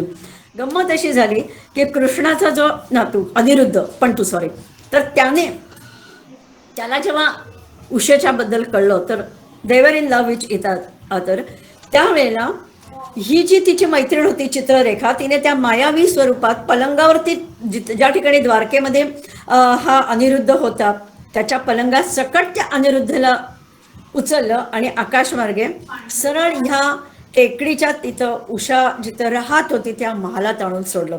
It's a wonderful thing to hear, नाही? खूप गंमत वाटते आपल्याला की पूर्वीच्या काळी काय वगैरे महाभारतात काय घडलं. तिथं झाल्यावरती दोघांनी गांधर्व पद्धतीने विवाह केला आणि विवाह केल्यानंतर मात्र बाणासूरचं डोकं फिरलं की आपल्या अनुपस्थितीत आपल्या मुलीचा विवाह झालेला आणि तो देखील कृष्णाच्या त्या अनिरुद्धच्या बरोबर झालेला आहे. आणि मग त्याने शिवजीला पाचारण केलं, युद्ध करायचं ठरवलं कृष्णाच्या बरोबर. त्याने शिवजीला बोलवलं, अनिरुद्धासाठी श्रीकृष्ण स्वतः आले आणि त्या ठिकाणी घनघोर युद्ध झालं. अर्थातच बाणासूर मारला गेला त्या ठिकाणी. आणि नंतर उषा अनिरुद्ध हा जो फेमस विवाह आहे हा ह्या तेजपूरच्या त्या टेकडीवरती त्या अग्निगृहामध्ये झालेला होता. आणि म्हणून अजूनही ती जी टेकडी आहे, नो डाऊट आता तिथं अग्नी वगैरे काही नाही आहे, परंतु सरकारने त्या ठिकाणी एक असं लँडस्केपिंग सुंदर प्रकारे करून म्युरल्स वगैरे ठेवून त्या ठिकाणी उषा अनुराधाची सगळी स्टोरी त्या ठिकाणी लिहिलेली आहे. जसं हे अग्निगृह तिथं आहे त्याचप्रमाणे तेजपूरला असे 2-4 बऱ्याच ठिकाणी तुम्हाला प्राचीन भग्नावस्थेतली अशी मंदिरं म्हणजे 800 वर्ष 1000 वर्ष जुनी मंदिरं बघायला मिळतात. ॲट द सेम टाइम त्या ठिकाणी एक आर्किओलॉजिकल साईट पण आहे तेजपूरला. एका टेकडीवरती प्रचंड मोठ्या प्रमाणामध्ये भग्नावस्थेतली मंदिरातले जे अवशेष किंवा उत्कृष्ट कार्विंग केलेले काही पीसेस आहेत, काही स्तंभ आहेत, जे पिलर्स आहेत, काही आर्चेस आहेत आणि त्या ठिकाणी एक शिलालेख पण आहे. त्या शिलालेखाच्या वरनं कळतं की जवळजवळ 10व्या शतकात का 11व्या शतकामध्ये ह्या ठिकाणी विष्णूचं मंदिर होतं. During the course of time may be तिथं भूकंप झाला असेल आणि ब्रह्मपुत्रेला अगदी लागून असल्यामुळे पुराच्यामुळे असेल, जे जे कारण असेल ते की त्याच्यामुळे आता ते मंदिर भग्नावस्थेत आहे. पण जिथं जिथं आर्किओलॉजिकल सर्वेने हे सगळं केलं, प्रत्येक ठिकाणी बोर्ड्स लावलेले आहेत आणि तुम्ही आता गेलात तर तिथं अतिशय सुरेख डिस्प्ले करून ठेवलेला आहे सगळ्या तिथं सापडलेला कोरीव पत्थरांवरती जे कोरीव काम केलेलं आहे त्या सगळ्या गोष्टीचं तिथं डिस्प्ले तुम्हाला बघायला मिळतो. तर थोडक्यात म्हणजे अशी 15-20 मिनिटं तरी लागलीच मला आसामच्या बद्दल बोलण्यासाठी. आसामच्या बद्दल 1-2 तुम्हाला अनुभव सांगायचं म्हणजे असं की दिब्रुगडला अगदी पहिल्या वर्षी मी जेव्हा दिब्रुगडला गेलेले होते त्यावेळेला दिब्रुगडचं जे मार्केट होतं it was totally under control of यूपीची जी लोक होते किंवा बिहारचे वगैरे आले असे भैया लोकांच्याकडे होतं. सगळं होलसेल मार्केट हे ती लोक सांभाळत होती, जे जरी ते आसाममध्ये होतं तरी सुद्धा. आणि 1 वर्षाच्या अवधीमध्ये काय घडलं की त्या ठिकाणी तुफान बांगलादेशी मुस्लिम सगळे घुसपेट करून आले आणि त्यावेळेला खरं म्हणजे जे लोकल अस्मीच लोक होती त्यांनी खरं म्हणजे सपोर्ट करायला पाहिजे होता आपल्या यूपीच्या किंवा बिहारच्या लोकांना की जे तिथं कामं करत होती. तर झालं उलट की त्या यूपी बिहारच्या लोकांनाच आसामच्या लोकांनी हाकलून लावलं. लिटरली ते ओव्हरनाईट सगळं सोडून ती लोक निघून गेली आणि त्या ठिकाणी सगळे बांगलादेशी मुस्लिम येऊन राहिलेले आहेत. त्यामुळे दुसऱ्या वर्षी मी जेव्हा त्या मार्केटमध्ये बघायला गेले एकही यूपीचा किंवा बिहारचा माणूस नाही, सगळीकडे बांगलादेशी मुस्लिम्स. हे इतक्या मोठ्या प्रमाणात घुसपेट झालेली मी स्वतः 1 वर्षातला हा बदल बघितलेला आहे. कोक्राझारमध्ये देखील असंच आहे की बांगलादेश बॉर्डर खूप जवळ असल्यामुळे मी लास्ट टाइम देखील त्याचा उल्लेख केलेला होता की बोडोज आणि बांगलादेशी मुस्लिम यांच्यामध्ये सतत घर्षण चालू असतं. तिथंही सतत उग्रवादी हल्ले चालू झालेले असतात. अशाच ह्याच्यामध्ये गोलाघाटला मी जे तुम्हाला सांगितलं की भारतीय ज्या शाळा त्यांनी सुरू केली होती त्यावेळेला तर उग्रवाद हा अगदी प्रचंड मोठ्या प्रमाणात चालू होतो. एकदा काय झालं की ज्या वेळेला ह्या उग्रवाद्यांनीच म्हणजे त्या ठिकाणी उग्रवाद्यांच्या ह्याच्यामध्ये अल्फा आहेत आणि NSCNची लोक असतात, ह्या सगळ्या आतंकवादी संघटना आहेत. त्यांनी एक घोषणा दिली होती की शाळा बंद राहील. त्यावेळेला ऍडमिनिस्ट्रेशनचं काम सगळं भारतीताई करत होत्या. मोस्टली ह्या विवेकानंद केंद्राच्या शाळांमधनं किंवा तिथले सगळे जे काही प्रचारक आहेत ह्या बहुतांशी सगळ्या बायका हँडल करत असतात. हे अगदी विशेष आहे. कोणी घाबरत नाही, काही नाही, काही सगळ्या एकट्या अशा बिंदास प्रवास करत असतात सगळीकडे. तर भारतीताईंच्या तिथे त्या शाळेमध्ये त्या दिवशी जरी त्यांनी अनाउन्समेंट केलेली होती, घोषणा दिल्या त्या की शाळा बंद, शाळा बंद, म्हणजे रादर संबंध गोलाघाट बंद, पण भारतीताईंनी काही ते ऐकलं नाही आणि भारतीताईंनी शाळा सुरू ठेवली होती. साधारणपणे 9-10च्या सुमारास सकाळला 4-5 जण टॉक टॉक करत हातात रायफल्स घेऊन ऑफिसमध्ये आले आणि भारतीताईंना सांगितलं की ताबडतोब तुम्ही शाळा बंद करा.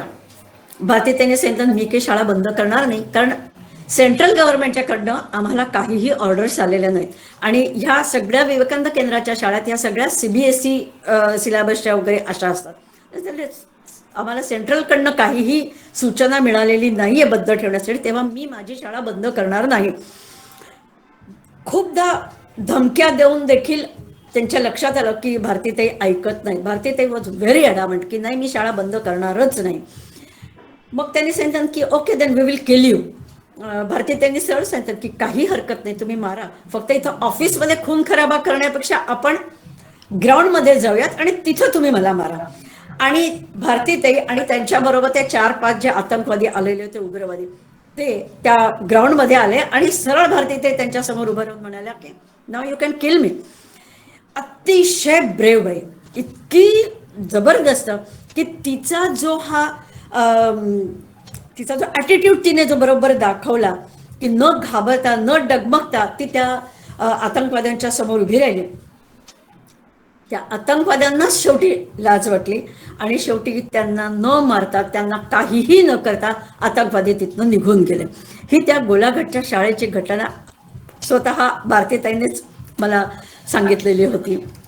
माझा असा जेव्हा कॅम्प होता कोलाईगामला, म्हणजे आसाममध्येच साधारणपणे बॉर्डरपाशीच, बांगलादेश बॉर्डरपाशीच असलेलं हे गाव, त्या ठिकाणी आपल्या विद्यार्थी परिषदेनेच ते अरेंज केलेला होता कॅम्प माझा. आणि त्या कॅम्पच्या वेळेला जी लोक आली, जवळजवळ 3 दिवसाच्या कॅम्पमध्ये more than 400 people visited by camp. एकूण 1 जण बांगलादेशी मुस्लिम होता. खरं म्हणजे ते आसाममध्ये राहत होते कोलाईगामला, पण तरी देखील आसमीज येत नव्हती, त्यांना भाषा येत नव्हती, ते फक्त बांगला बोलत होते. आणि त्यावेळेला मी म्हणतो तसं की मला नेहमी तिथले जी लोकल असायची मुलं, शाळा जेव्हा विवेकानंद केंद्राचं असेल किंवा कुठेही असतात तरी तिथली लोकल मुलांना मी बरोबर घ्यायची. झालं होतं काय की कोलाईगामला जेव्हा ज्युनियर कॉलेज सुरू झालं, म्हणून विवेकानंद केंद्राला त्या कॉलेजमध्ये एंट्री घ्यायची होती, म्हणून विद्यार्थी परिषदेने माझा त्या ठिकाणी कॅम्प अरेंज केला होता की मग जशी आम्हाला तिथं मुलं भेटतील आम्ही त्यांना सांगू की बा तुम्ही विद्यार्थी परिषद जॉईन करा आणि मग आम्हाला पुढे काही काही ऍक्टिव्हिटीज कॉलेजमध्ये करता येईल. गंमत अशी झाली की माझ्याबरोबर मदत करायला म्हणून जी सुरुवातीला 8-10 9वी-10वीतली काही मुलं अशी आली, 7-8 जण होती. तर मी त्या सगळ्या मुलांना नीट समजावून सांगितलं की कसं करायचं, काय करायचं, स्वच्छता ठेवली पाहिजे, कारण आपण इथं डॉक्टर म्हणून मी इथं काम करते, पेशंट्स येणार आहे, तेव्हा इथं स्वच्छता, क्लिनलीनेस असलाच पाहिजे, हायजिनिकली आपल्याला काळजी घेतलीच पाहिजे. सगळ्या मुलांच्या तोंडात पान, मसाला, तंबाखू वगैरे हे सगळं होतं. पहिली गोष्ट त्यांना सांगितली की माझ्याबरोबर तुम्हाला जर काम करायचं असेल तर तुम्हाला तोंडातलं पान, मसाला मला चालणार नाही, तेव्हा तुम्ही बाहेर जा, तोंड साफ करा आणि मगच माझ्याबरोबर काम करा. आणि अजिबात 7 दिवसात तुम्ही तो मसाला खाल्लेला मला चालणार नाही.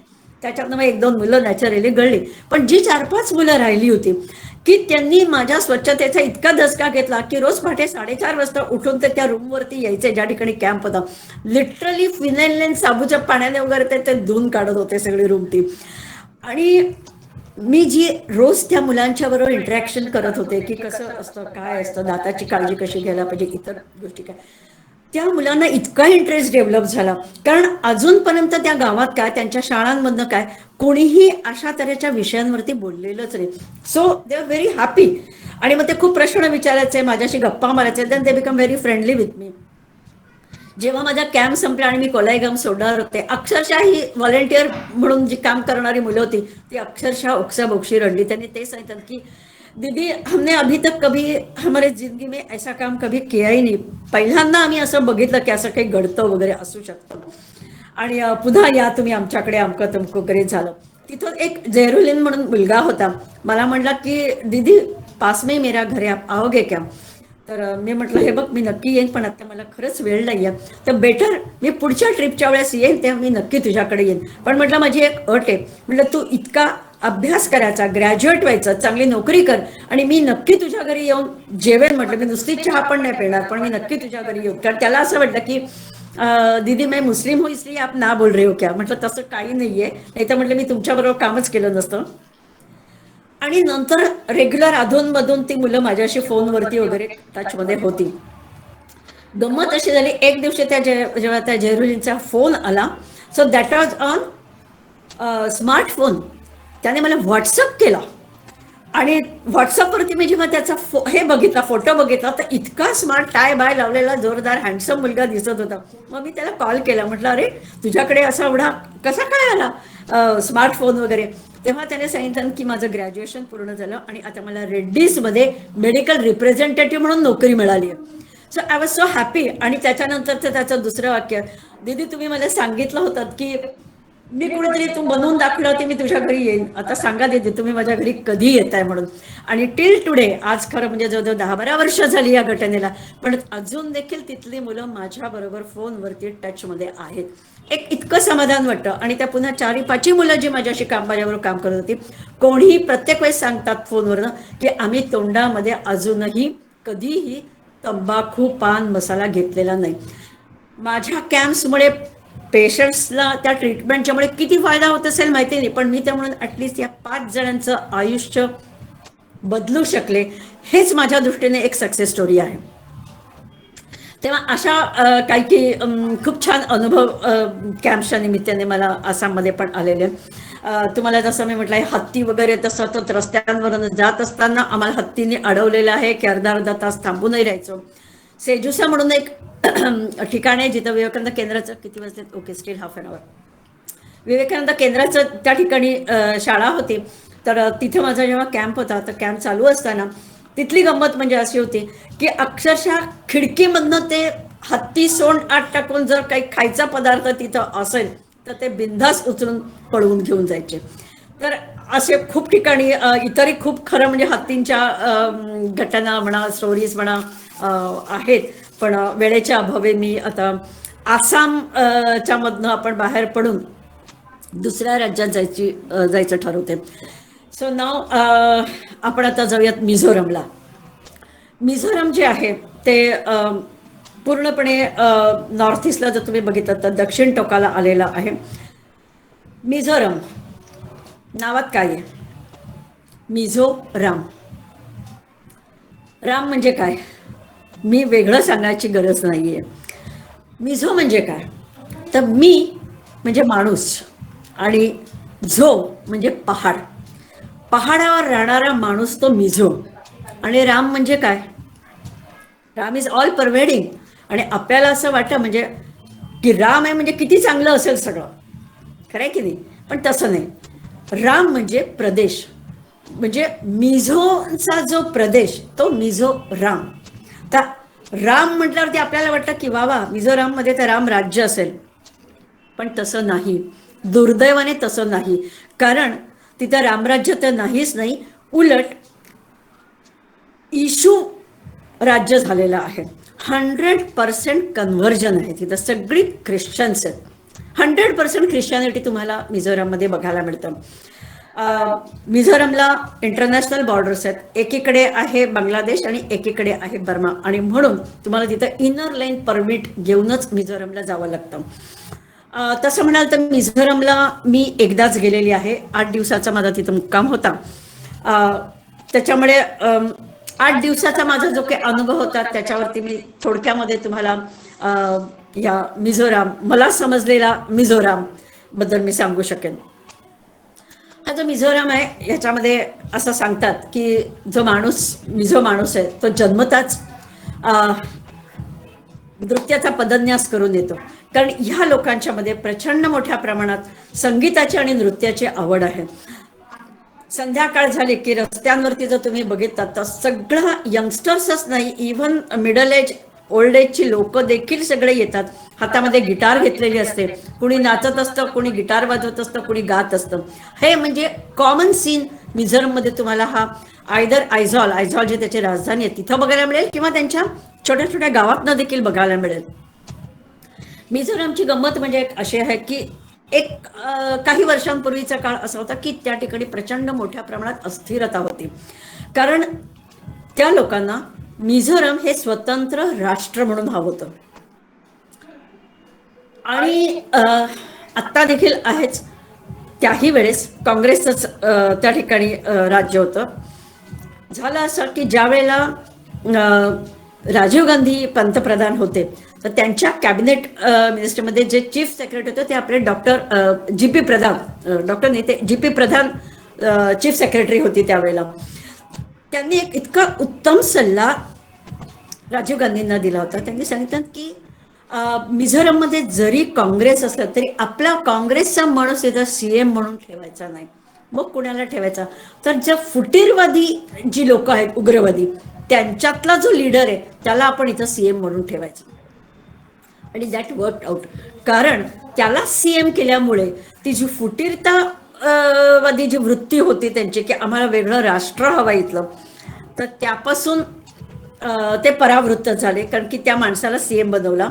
आणि ह्या कारणामुळे आज मिझोरम हे आपल्यामध्ये हिंदुस्थानामध्येच आहे. अदरवाईज ते केव्हाच स्वतंत्र राष्ट्र म्हणून बाहेर निघून गेलं असतं. पण GP Pradhan, thanks to GP Pradhan, की ज्यांनी हा एक वेगळी स्ट्रॅटेजी त्या ठिकाणी केली आणि राज्य आपल्यापाशी राहिलेलं आहे. आणि विशेष म्हणजे आता असं आहे की त्यावेळेला जे होतं की त्यांच्यात ती अजून भारतीयत्वाची भावना नव्हती, पण आता हळूहळू ती भावना की आम्ही भारतीय आहोत ही तिथं यायला लागली. हे थोडंसं का असेना पण परिवर्तन घडलंय. No doubt all are Christians, पण तरी देखील आहे. त्याच्यामुळे मोठ्या भरपूर प्रमाणामध्ये बाहेरच्या देशातनं फंडिंग त्यांना होतंय. लिटरसी रेट चांगला आहे, पण तरी 10वीच्या पुढे काही कोणी शिकलेले नसतात. म्हणजे असं का हायली क्वालिफाईड आहेत आणि वरवरच्या पोस्टवरती मिझो लोक गेलेत असं फार कमी ठिकाणी तुम्हाला बघायला मिळतं. पण निदान सगळे शिकलेत. तर गंमत अशी आहे की आहे सगळे ख्रिश्चन, पण तरी देखील कुणाला इंग्रजी येत नाही. म्हणजे बघा, इंग्रज राज्य करून गेले, जाताना धर्म देऊन गेले, पण ख्रिश्चनिटी देऊन गेले, परंतु त्यांची जी भाषा होती ती भाषेला देखील त्यांनी लिपी पण रोमन लिपी देऊन गेले. म्हणजे गंमत बघा, आधी 100-1 वर्षांपूर्वीची गोष्ट अशी की मिझोना त्यांची जी भाषा आहे, जी ट्रायबल ओरिजिनल मिझो, तर त्यांना त्यांची लिपी पण होती. हे कसं कळलं? तर त्यांची जी थडगी होती, जिथं पुरलेलं असायचं, त्याच्यावरती एक छोटंसं त्या व्यक्तीच्या विषयी काहीतरी चांगले 1-2 वाक्य चांबड्याच्या ह्याच्यावरती कापडावरती लिहिलेली असायची. इंग्रजांच्या जेव्हा हे लक्षात आलं की अरे यांच्याकडे तर लिपी आहे, आता काय करायचं, ओव्हरनाईट त्यांनी काय केलं, त्या सगळ्या थडग्यांवरची जी कापडं होती, कातड्यांची कापडं, ती सगळी मागवून घेतली, सगळी काढून घेतली, ती सगळी जाळून टाकली. आणि मग त्यांना सांगितलं की तुमची जी भाषा आहे मिझो भाषा, it is a ghost language, so you adopt our language. तर तुम्ही इंग्रजी बोला, इंग्रजी भाषा तुमची आणि आमची लिपी तुम्ही घ्या. आता गंमत अशी झाली आहे की तसं तर शिकलेलं कुणी नाही. मी तिथं गेले होते तेव्हा मला दिसलं, म्हटलं चला आज आपल्याला चक्क पेपर वाचायला मिळणार. तर टाइम्स ऑफ इंडिया तिथं होतं, वाचायला मी घेतला, वाचता काही येईना. ती भाषा कोणची आहे? रोमन लिपी, पण भाषा मात्र मिझोच आहे.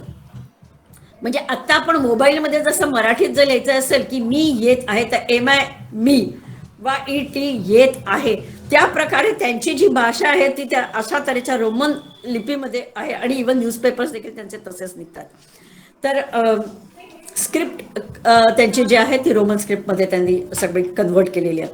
मिझोच्या बाबतीत म्हणजे सगळीकडे हा मिझोरम हा उंच पहाड आहेत सगळीकडे, अतिशय सुंदर निसर्ग तुम्हाला त्या ठिकाणी बघायला मिळतो.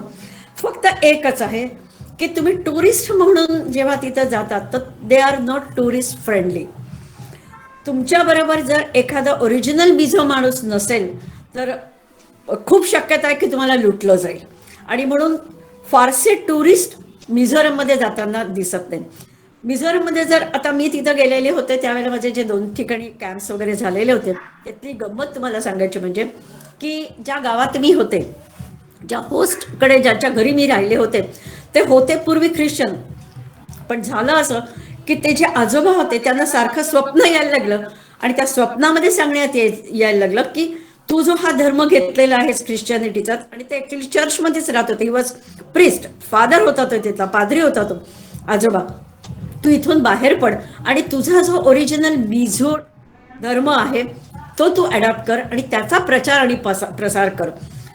आणि 1दा-2दा असं झाल्यावरती तो त्या चर्चमधनं बाहेर पडला कुटुंबाला घेऊन, आणखीन इतर फॅमिली मेंबर्सला घेऊन, आणि मग तो पुन्हा त्याच्या मिझो ट्राईबमध्ये आला. आणि आता खूप कमी प्रमाणात, म्हणजे फक्त 2% ओरिजिनल मिझो त्यांच्या ट्राईबमध्ये आहेत, बाकी सगळेच ख्रिश्चन झालेले आहेत.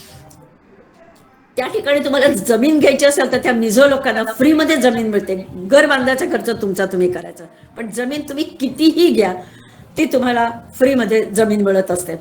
आणखीन एक गंमत म्हणजे कॅम्पच्या ठिकाणी होता तिथून एक साधारण 1 तासाभराच्या अंतरावरती एक बक्तांग म्हणून जागा आहे. त्या भक्तांची गंमत अशी आहे की त्या ठिकाणचा जो राजा, तोही आधी ख्रिश्चन, त्यालाही असंच झालं की नाही, मी माझ्या ओरिजिनल धर्मातच गेलं पाहिजे.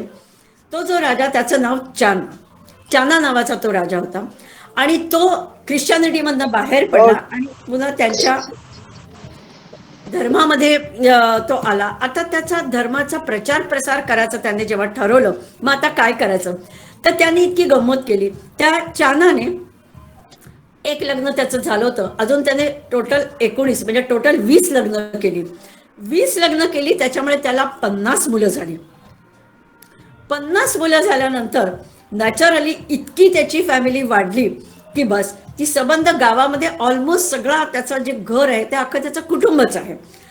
त्याच्यातला जो मोठा मुलगा होता जिओना त्याचं नाव, की जो नंतर राजा झाला सेकंड जनरेशनचा. आणि गंमत म्हणजे सगळ्या बायका, सगळी मुलं एकत्र कुटुंब पद्धतीने राहतात, काहीही भांडण तंटा नाही, एका घरात राहतात, जेवण खाण वगैरे राहणं वगैरे सगळं एकत्र असतंय त्यांचं.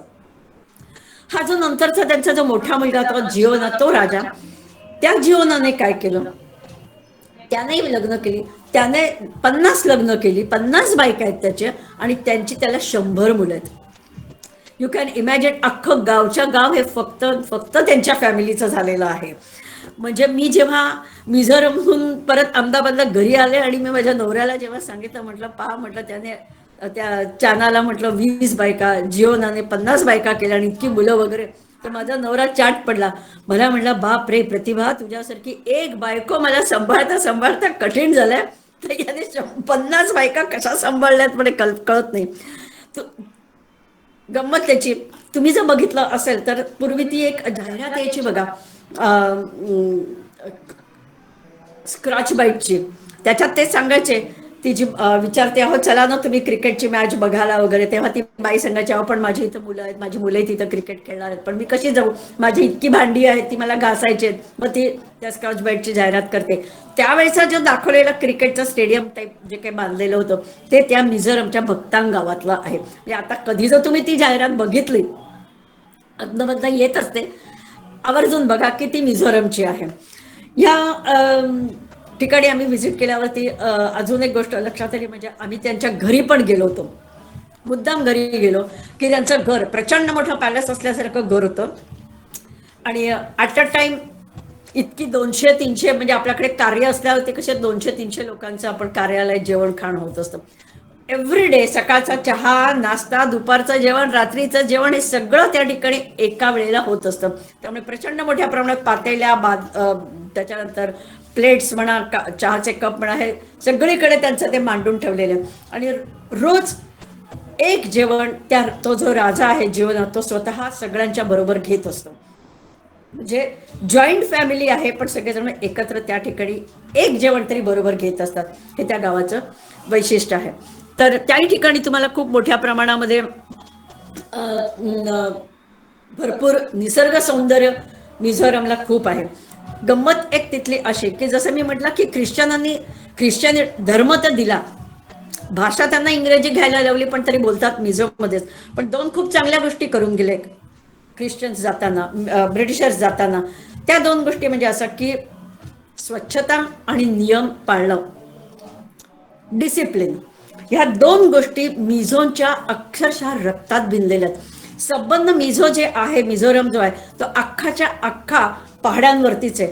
कुठेही तुम्हाला प्लेन भाग दिसत नाही, एक्सेप्ट एअरपोर्ट.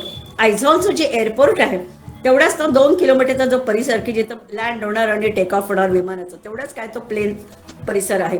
बाकी सगळा इतका पहाडी आहे की ज्याला आपण युपिन टर्न्स म्हणतो, तशा टाईपचे ते सगळे वळणावळणाचे रस्ते आहेत. पण कुठेही तुम्हाला हॉर्न ऐकू येत नाही. 8 दिवसात मी कुठच्याही व्हेकलचा हॉर्न ऐकला नाहीये, किंवा कधीही सिग्नल म्हणा किंवा स्पीड म्हणा, ही लोक कधी ब्रेक करत नाही. आणि दुसरी गोष्ट, स्वच्छता. तुम्हाला कुठेही कचरापट्टी बघायला मिळणार नाही, इतकं स्वच्छ घरं सगळ्यांची आहेत, रस्ते स्वच्छ असतात, अगदी खेडेगावातला देखील असतात तरी देखील अगदी स्वच्छ तुम्हाला सगळीकडे बघायला मिळतं. त्याच्यामुळे ब्रिटिशर्स गेले जाताना ह्या 2 गोष्टी ॲटलिस्ट समजावून गेलेले होते त्यांना. तर नेपाळी बरेचसे मिझोरममध्ये सेटल झालेले आहेत. म्हणजे एका तिथं नेपाळी मंदिर पण बांधलेलं आहे, शिवजीचं मंदिर वगैरे. त्यांच्यासाठी माझे 3 दिवसाचे कॅम्प वगैरे तिथं झालेला होता. 8च दिवस मी ॲक्च्युली मिझोरममध्ये होते. त्याच्यानंतर पुन्हा कधी मिझोरमला जायचा योग आलेला नव्हता, कारण की सगळ्या गोष्टी तिथल्या ज्या अरेंज करणं असतात ते यंग मिझो असोसिएशन, म्हणजे अंडर द इन्फ्लुएन्स ऑफ चर्चेस, ती लोकच अरेंज करत असतात. तर त्यावेळेस माझे ते 2 कॅम्प्स त्यांनी अरेंज केलेले होते आणि खूप चांगल्या प्रकारे त्यांनी ती अरेंजमेंट सगळ्या गोष्टीच्या केलेल्या होत्या. सो दिस इज मिझोनचा राम आपण म्हणूयात. आणि आता शेवटचे जे 20 मिनिटं आहेत त्याच्यामध्ये मी तुम्हाला तिसरं एक राज्य घेऊयात आपण, ते म्हणजे मेघालय. मेघांचं आलय. महत्वाची गोष्ट मेघालयाच्या बाबतीत, तुम्हाला तुमच्या ते काही जण कदाचित शिलाँगला वगैरे जाऊनही आलेले असतील. मातृसत्ताक पद्धती या ठिकाणी आहेत. मेघालय म्हणजे काय तर गारो, त्याच्यानंतर खासी आणि हज, ह्या सगळ्यांचं, ह्या तिन्ही हिल्सचं मिळून एक त्रिवेणी संगम आपण म्हणूयात एकत्र झालेलं हे ते मेघालय आहे. सतत क्लाउड्स, इथं फक्त 2 सीझन तुम्ही म्हणू शकाल. एक म्हणजे पावसाळा आणि दुसरं म्हणजे हिवाळा. बाकी उन्हाळा ॲज सच मेघालयात तुम्हाला बघायलाच मिळत नाही, असं आहे. मेघालय अप्रतिम सुंदर. सगळीकडे राईस फील्ड्स तुम्हाला बघायला मिळतात. घनदाट छानपैकी हिरवळ आहे, भरपूर पक्षी आहेत या ठिकाणी. प्रचंड मोठ्या प्रमाणात तुम्हाला बटरफ्लाईज बघायला मिळतात.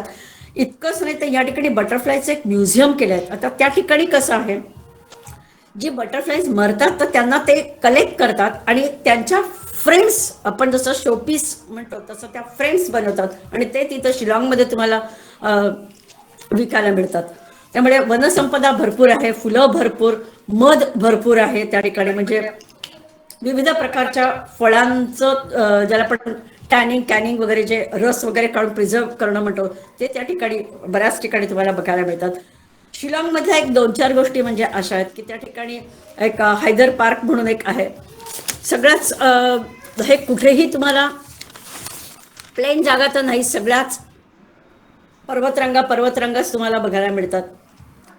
शिलाँग खास करून व्हिक्टोरियन स्टाईल आपण ज्याला म्हणतो, सगळे चर्चेस तिथले किंवा रस्त्याच्या बाजूला असलेल्या बिल्डिंग, हे टिपिकल व्हिक्टोरियन स्टाईल आहे. किंवा गोव्याला वगैरे तुम्हाला जसं बघायला मिळेल तर व्हिक्टोरियन स्टाईलच्याच त्या बिल्डिंग वगैरे तुम्हाला बघायला मिळतात. लेडी हैदर पार्क आहे की ज्या ठिकाणी तुम्ही विविध प्रकारची फुलं, गार्डन अतिशय सुंदर आहेत. त्या ठिकाणी वॉट सरोवर आहे. अशा त्याचे लेक्स वगैरे तर भरपूर प्रमाणात तुम्हाला त्या ठिकाणी बघायला मिळतील. आणखीन एक गंमत म्हणजे असं, त्या ठिकाणी विशेष म्हणजे जसं मी तुम्हाला म्हटलं तर म्युझियम्स वगैरे पण आहेत, पण एक विशेष म्युझियम की जिथं फारसे टुरिस्ट जात नाहीत आणि ॲक्च्युली टुरिस्टने जायला पाहिजे, ते म्हणजे आपल्या एअरफोर्सने बांधलेलं म्युझियम आहे. खूप कमी लोकांना ते माहिती आहे. जवळजवळ 15-16 वर्षापूर्वी त्यांनी ते प्रचंड मोठ्या प्रमाणात एअरफोर्सने त्या ठिकाणी आपल्याला भारताला स्वातंत्र्य मिळाल्यानंतर आपल्याकडची असलेली सगळ्या प्रकारची विमानं, त्याच्यात घडत गेलेले बदल, या सगळ्याचा डिस्प्ले तिथं केल्यात. एअरफोर्सचे युनिफॉर्म्स, बिल्ले, त्यांच्या सगळ्या स्टाईल्स, त्यांचे वेगळे वेगळे फोटोग्राफ्स किंवा लढाऊ विमानं ज्याला आपण फायटर प्लेन्स म्हणतो, त्यांचे सगळे प्रकार वगैरे, असे छोटे छोटे मॉडेल्स तिथं बनवलेत. काही मोठे मॉडेल्स केलेले आहेत की जिथं तुम्ही ॲक्च्युअली त्या विमानात जाऊन मुलांना विमान कसं असतं ते दाखवू शकतात, त्याची टेक्नॉलॉजी काय आहे ते दाखवू शकतात, कशा प्रकारे ते ऑपरेट होतं ते तिथे दाखवण्यात येतं.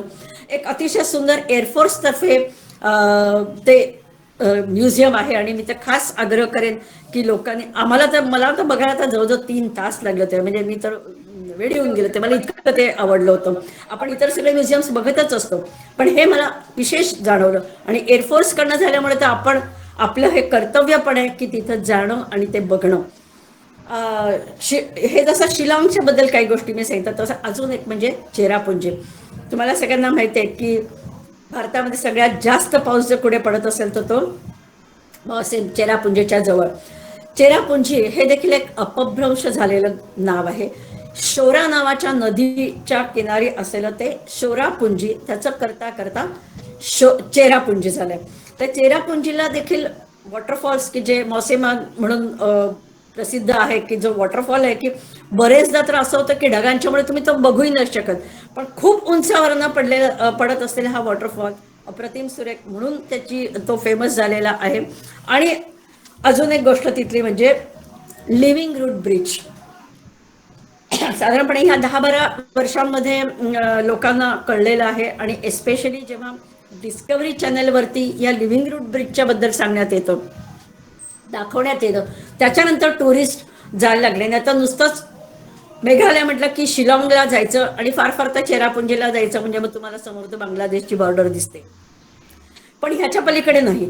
पण चेरापुंजीमध्ये काय किंवा शिलाँगला देखील काय खूप लाईमस्टोन केव्स आहेत की आतमध्ये आतमध्ये वगैरे तुम्ही जर असं टॉर्च घेऊन गेलात, चांगल्या प्रकारे डिस्प्ले पण त्यांनी केलाय, पण तुम्हाला असं काही ठिकाणी सरपटत हे करत वगैरे असं जातात. तर अशा त्या लाईमस्टोन केव्स शिलाँगलाही काही ठिकाणी आहेत, चेरापुंजीला तर बऱ्याच ठिकाणी तुम्हाला त्या बघायला मिळतात. आणि महत्त्वाचं म्हणजे माझ्या दृष्टीने लिव्हिंग रूट ब्रिज. तर हे लिव्हिंग रूट ब्रिज म्हणजे काय, इतक्या व्हरायटीज झाडांच्या वगैरे तुम्हाला वनसंपदा म्हणतात तशी भरपूर मेघालयामध्ये बघायला मिळते. त्या ठिकाणी रबर प्लांटेशन भरपूर आहे. खूप जुनी जुनी रबराची झाडं आहेत, उंच उंच मोठमोठे वृक्ष, 400 वर्ष 500 वर्ष जुनी वृक्ष तुम्हाला त्या ठिकाणी बघायला मिळतात. एक जवळजवळ 100 वर्षापूर्वी चेरापुंजीच्या जे खासी ट्राईब जी आहे तिथली, त्या खासी ट्राईबच्या मंडळींनी काय केलं, नदी क्रॉस करायच्यासाठी म्हणून ब्रिज बांधायचा. तर तो कसा ब्रिज बांधायचा, तर ते झाडाच्या मुळांनी बांधायचा. इतका हा नॅचरल रूट ब्रिज आहे त्या ठिकाणी. 4-5 ठिकाणी त्यांनी त्या शोरा नदीवरती बांधलेले ते रूट ब्रिजेस आहेत. बांधलेले नाहीत, ते नैसर्गिकरित्या तो ब्रिज तयार केला जातो. तो कसा होतो करा की नदी वाहतीये, साधारणपणे एक 40-50 फूट रुंद असलेली नदी, म्हणजे अगदी असं चिंचोळी वगैरे नाला बिला नाही, चांगलं मोठं रुंद पात्र असलेली नदी. नदीच्या दोन्ही किनाऱ्यांवरती मोठ्याने रबराची झाडं, की ह्या रबराच्या झाडांमध्ये अशी प्रॉपर्टी असते की त्याची जी मुळं जेव्हा नवीन असतात तेव्हा ते टेंडर असतात, लवचिक असतात. त्या मुळांना जर तुम्ही बरोबर डायरेक्शन दिले तर ती त्याचप्रमाणे वाढत जातात.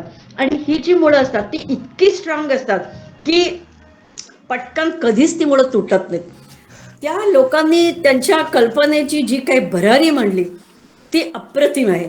त्यांनी काय केलं, किनाऱ्याला नदीच्या दोन्ही बाजूंनी जे याची झाडं होती, त्याची जी मुळं होती, सुरुवात जेव्हा त्यांनी सुरू केली 100-1 वर्षापूर्वी, त्या दोन्ही मुळांना अशा तऱ्हेने डायरेक्शन्स दिलं आणि नदीच्या ठिकाणी दोन्ही बाजूंच्या झाडांची मुळं एकमेकात गुंफली गेली, त्यांना अडकवण्यात आलं. सो दॅट एक प्रकारचा त्या नदीच्या वरती ब्रिज तयार झाला, that is living root bridge. कारण मुळं म्हणजे जिवंत आहेत, कारण झाड जिवंत आहे, मुळं जिवंत आहेत, म्हणून तो लिव्हिंग रूट ब्रिज तयार झाला. हा जो लिव्हिंग रूट ब्रिज आहे तो असे 2-3 बऱ्याच ठिकाणी आहेत, पण साधारणपणे जातात तो सिंगल रूट ब्रिजला. डबल डेकर पण रूट ब्रिज झालेले आहेत काही ठिकाणी, पण त्याच्यासाठी मात्र तुम्हाला खोल दरीत आधी उतरून जायचं आणि मग तो ब्रिज बघायचा आणि पुन्हा तो डोंगर चढून वरती यायचा. असं असल्यामुळे नॅचरली खूप कमी लोक डबल डेकर ब्रिज बघायला जातात. पण माझ्यासारख्या ज्यांना ट्रेकिंगची वगैरे आवड आहे, शौक आहे, मी तर तो डबल डेकर ब्रिज बघायला गेलेलीच होते. हे जे ब्रिज आहेत ते इतके स्ट्रॉंग आहेत की त्या ब्रिजच्या वरनं माणसं तर जाये करतातच, पण हत्ती देखील त्या ब्रिजवरनं जातात. यू कॅन इमॅजिन की किती ती मुळं स्ट्रॉंग असतील की ज्याच्यामुळे हत्ती देखील ती नदी क्रॉस करू शकतात. मी तुम्हाला जे म्हटलं डबल डेकर म्हणजे काय, की इकडनं पण असं एक ब्रिज आणि त्याच्या डोक्यावरनं साधारणपणे 18-20 फुटावरनं पण पुन्हा दुसरा एक अशा तऱ्हेचा ब्रिज. हे जे ब्रिज तयार झालेत हे ब्रिज ओव्हरनाईट होऊ शकत नाहीत किंवा महिना वर्षभरात काही होऊ शकत नाही. जवळजवळ 12 ते 15 वर्ष तो एक ब्रिज तयार व्हायला लागतो, कारण ते नैसर्गिक ज्या प्रकारे ती मुळं वाढतील, लांब होतील, त्याप्रमाणेच तो ब्रिज तयार होणार. तेव्हा जवळजवळ 12 ते 15 वर्ष ही प्रोसेस चालू राहते, तेव्हा कुठे तो ब्रिज बनतो. डबल डेकर ब्रिज जो आहे त्याच्यात तिथं गंमत अशी की खालच्या ब्रिजवरनं माणसं जाये करतायत आणि वरच्या ब्रिजवरनं हत्ती जाये करतात. असा मी स्वतः सुद्धा बघितलेला आहे. मी स्वतःही तो खालून वरून ब्रिजवरनं जाऊन येऊन अनुभव घेतलेला आहे. So that is the wonderful experience. आणि अशाच वेळेस लिव्हिंग रूट ब्रिज जगात तुम्हाला कुठेही बघायला मिळणार नाही, पण ते आपल्या भारतातल्या मेघालयात चेरापुंजीला आहे. चेरापुंजीलाच अजून एक गोष्ट म्हणजे थोडंसं पुढे गेल्यावरती अगदी बांगलादेश बॉर्डर पाशी डावकी म्हणून एक जागा आहे. म्हणजे ती नदी आहे, पण ती नदी इतकी नितळ आणि ज्याला आपण म्हणूयात की खालचा तळ देखील दिसतो अशा तऱ्हेची ती नदी आहे की ज्या ठिकाणी तुम्ही होडीतनं इकडून तिकडून हिंडू शकता. अतिशय स्वच्छ, की खालचे जे पत्थर वगैरे नदीच्या खालचे असतील किंवा फिश असेल तर नदीचं पाणी इतकं स्वच्छ आहे, नितळ आहे की तुम्हाला तो तळ देखील दिसत राहतं. तर ते डावकी म्हणून एक जागा आहे की ज्या ठिकाणी देखील लोकांनी आवर्जून जावं. उद्याला आपण कदाचित त्याचे फोटोग्राफ्स वगैरे सुद्धा बघू शकू. तर असा तो थोडक्यात सांगायचं म्हणजे मेघालयाची हे सगळं आहे. मेघालयात देखील माझे जेव्हा कॅम्प्स वगैरे झाले त्यातल्या एक दोन गोष्टी सांगते, देन वी विल कन्क्लूड. माझा तिथं कॅम्प होता विद्यार्थी परिषदेनेच ऑर्गनाईज केलेला. पहिल्यांदाच तिथं आंपत्ती म्हणून जागा होती, त्या ठिकाणी आम्ही कॅम्प ऑर्गनाईज केला. त्यावेळेला काय करत होतं, अजून तिथे एंट्री मिळालेली नव्हती, पण तरुणांना एकत्र करायचं हे नक्की केलं होतं. म्हणून विद्यार्थी परिषद श्रीहरी आणि त्याच्याबरोबरचे एक 2-4 जण माझ्याबरोबर होते. काय करत होतो आम्ही, ज्या वेळेला केस पेपर वगैरे लिहायचे असायचे त्यावेळेला ती मुलं मुद्दाम ABVPची तिथं बसायची. केस पेपरवरती नाव, एज वगैरे सगळं लिहून झालं की मग ते केस पेपर माझ्याकडे यायचे. मग त्यांनी काय करायला सुरुवात केली की जे यंगस्टर्स येत होते दाताच्या ट्रीटमेंटसाठी त्यांचं एक वेगळं त्यांनी एक रेकॉर्ड ठेवलं. आणि मग मला सांगितलं की दीदी आता ही जी आम्ही तुम्हाला आता देतो लिस्ट वगैरे, ती यांना तुम्ही पुन्हा उद्या पण बोलवा, यांना पुन्हा परवा पण बोलवा, काहीतरी कारण काढून, की आम्ही त्या मुलांच्या बरोबर पुन्हा इंटरॅक्शन करू शकू. कारण एकदम तर तुम्ही त्यांच्याशी काही बोलू नाही शकणार की आम्हाला असं करायचं आणि तसं करायचं तुमच्या गावात. पण कॅम्पच्या निमित्ताने ती तरुण मुलं मुली येतील आणि आम्ही त्यांच्याबरोबर इंटरॅक्शन्स करू शकू. कारण की आंपत्तीला कॉलेज नव्हतं, तेव्हा फक्त आपल्याला तरुण मुला मुलींना एकत्र घेऊन त्या गावासाठी कामं चालू करायची होती. म्हटलं ठीक आहे. 3 दिवस माझ्या कॅम्पमध्ये सगळं तिथल्याच मी मुद्दाम मुला मुलींना एकत्र घेऊन वगैरे मदतीला घेऊन की ज्या योग्य ते माझ्याबरोबर राहतील आणि येत राहतील. आपल्या ABVPची मुलं मग त्यांच्याशी संपर्कात राहिली होती. सगळ्यांचे नावं, पत्ते हे सगळं त्या मुलांनी घेतलं होतं. आणि मग नंतर कॅम्प संपल्यानंतर 3 दिवस झाल्यावरती पुढच्या महिन्यात पुन्हा ABVPची ही 4-5 मंडळी पुन्हा त्या गावात आली आणि पुन्हा फॉलोअप घेतला. म्हणजे त्यांच्याकडे सगळ्यांची नावं आणि पत्ते वगैरे होते. मग त्या मुलांना त्यांनी कॉन्टॅक्ट केला आणि मग त्यांची मीटिंग घेतली. आणि असा एक महिन्यातनं एकदा जाऊन त्यांच्याशी चर्चा करून गप्पा मारून वगैरे त्यांचा एक असा ग्रुप तयार झाला. आणि आश्चर्याची गोष्ट म्हणजे बरोबर 6 महिन्यानंतर एक दिवशी त्या विद्यार्थी परिषदेचा श्रीहरी तिथला हे आहे संघटन मंत्री संबंध नॉर्थ ईस्टचा, त्याचा मला फोन आला. मला म्हणला दीदी मी आता कुठे असेल. म्हटलं का रे बाबा कुठे असतो. मला म्हटलं आंपत्ती आठवतं का तुम्हाला, तुम्ही तिथं कॅम्प घेतला होता. म्हटलं yes I do remember that. मला म्हणे मी आता आंपत्तीत आहे आणि आता माझ्याबरोबर त्यावेळेच्या कॅम्पला आलेली मुलं त्यांच्या संपर्कात राहून आम्ही अजूनही लोकांशी कॉन्टॅक्ट केला. आणि आता ह्या क्षणी माझ्याबरोबर जवळजवळ 70-75 मुलं मुली आहेत आंपत्ती आणि थोडं आसपासच्या गावातली मुलं. आणि आम्ही आता त्यांच्यासाठी पर्सनॅलिटी डेव्हलपमेंटचा कॅम्प घेतो. म्हणजे बघा की सुरुवात डेंटल कॅम्पमधनं केली, पण आपल्याला जी मुलांना जोडून घ्यायचं आहे, सगळं यंगस्टर्सना जोडायचं आहे, आपल्या कामामध्ये ते इन्व्हॉल्व्ह व्हायला पाहिजे.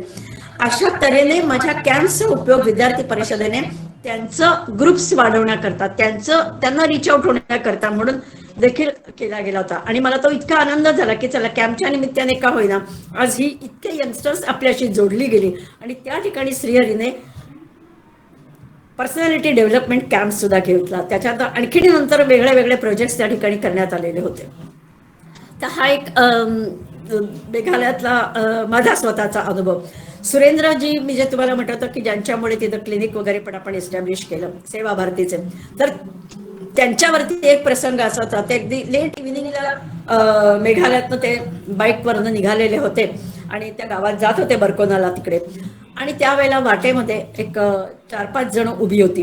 त्यांनी त्यांना उभं केलं की तुमच्याकडे काय आहे ते द्या वगैरे. आता हे सगळे प्रचारक मंडळी, त्यांच्याकडे पैसे बिशे तर नसतात आणि ऍक्च्युली ह्यांच्यापाशी तर काहीच नाही. काय होते काय, 5-50 रुपये असतील नसतील, आणि माझ्याकडे कुठे काय वगैरे असं. म्हणजे तुम्ही कोण, काय करतात, असं कसं होऊ शकेल, तुमच्याकडे पैसे कसे नाहीत. ते सांगितलं की नाही. आणि मग त्यांच्या लक्षात आलं की मी जर आता इथं सांगितलं की आम्ही अशीशी इथं कामं करतो, तर काही अर्थ नाही, आत्ताच आपल्याला मारतील किंवा आणखीन काहीतरी करतील, किडनॅप वगैरे केलं जाईल. म्हणून त्यांनी सांगितलं की माझ्याकडे कुठे असणार, मी तर चर्चमधला फादर आहे. कारण की सुरेंद्रजी असं जरा थोडेसे बुटके गोल वगैरे अशा तऱ्हेचे गुबगुबीत चेहऱ्याचे वगैरे, त्यांनी बिनधास्त सांगितलं की मी तर ह्या इथल्या चर्चचा फादर आहे, माझ्याकडे कुठून आता पैसे वगैरे असतात. असं म्हटल्याबरोबर त्या मुलांनी त्यांना सोडून दिलं आणि निघून गेले. म्हणजे काही काही वेळेला आपल्याला आपली आयडेंटिटी लपवून थोडंसं का असेल पण खोटं बोलावं लागतं. तर सुरेंद्रजींनी त्या प्रकारे करून नॅचरली स्वतःची सुटका करून घेतलेली होती. त्याच बर्कोनाला ज्या ठिकाणी आपण एस्टॅब्लिश केलेलं क्लिनिक आहे, तिथून एक बेलबेरी म्हणून जागा आहे, तिथेही आम्ही गेलो होतो. आणि त्या ठिकाणी विद्याभारतीची शाळा आहे, तिथं पण कॅम्प्स घेतले.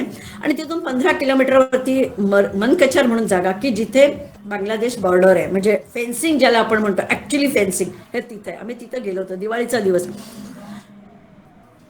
सगळे गावातली लोक ओरिजिनल जी होती मेघालयातली, ती सगळी सोडून गेलेली होती. आणि त्या ठिकाणी सगळे बांगलादेशातनं घुसपेट करून आलेली मुस्लिम्स तिथं होते.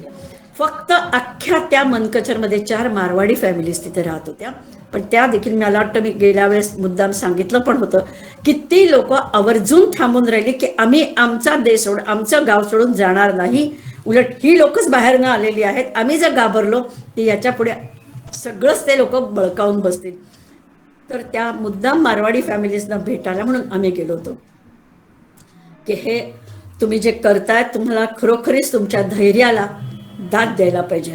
आणि आज त्या ठिकाणी नाही म्हटलं तरी इतक्या दहशतवाद्यांच्या बरोबर ती लोक राहत आहेत आणि आपला उदरनिर्वाह करतायत. सगळेच्या सगळे बाकीची लोक तिथनं निघून गेले आणि फक्त 4 मारवाडी फॅमिलीज तिथं राहिलेल्या आहेत.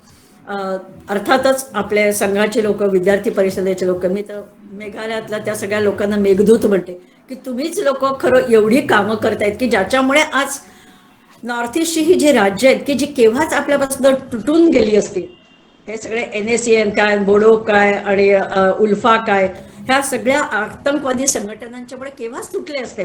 पण आपली लोक तिथे ज्या प्रकारे काम करतायत त्याच्यामुळे आज ही सगळी राज्य नाही म्हटलं तरी आज आपल्यापाशी राहिलेली आहेत. So I think it's 10 o'clock. Let me conclude.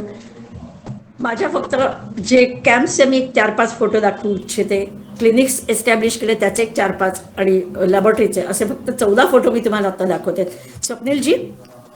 हो, मी शेअर करतो. हा, फक्त 15 फोटो आहेत, म्हणजे वेळ नाही जाणार, पटापटा मी सांगते. येस.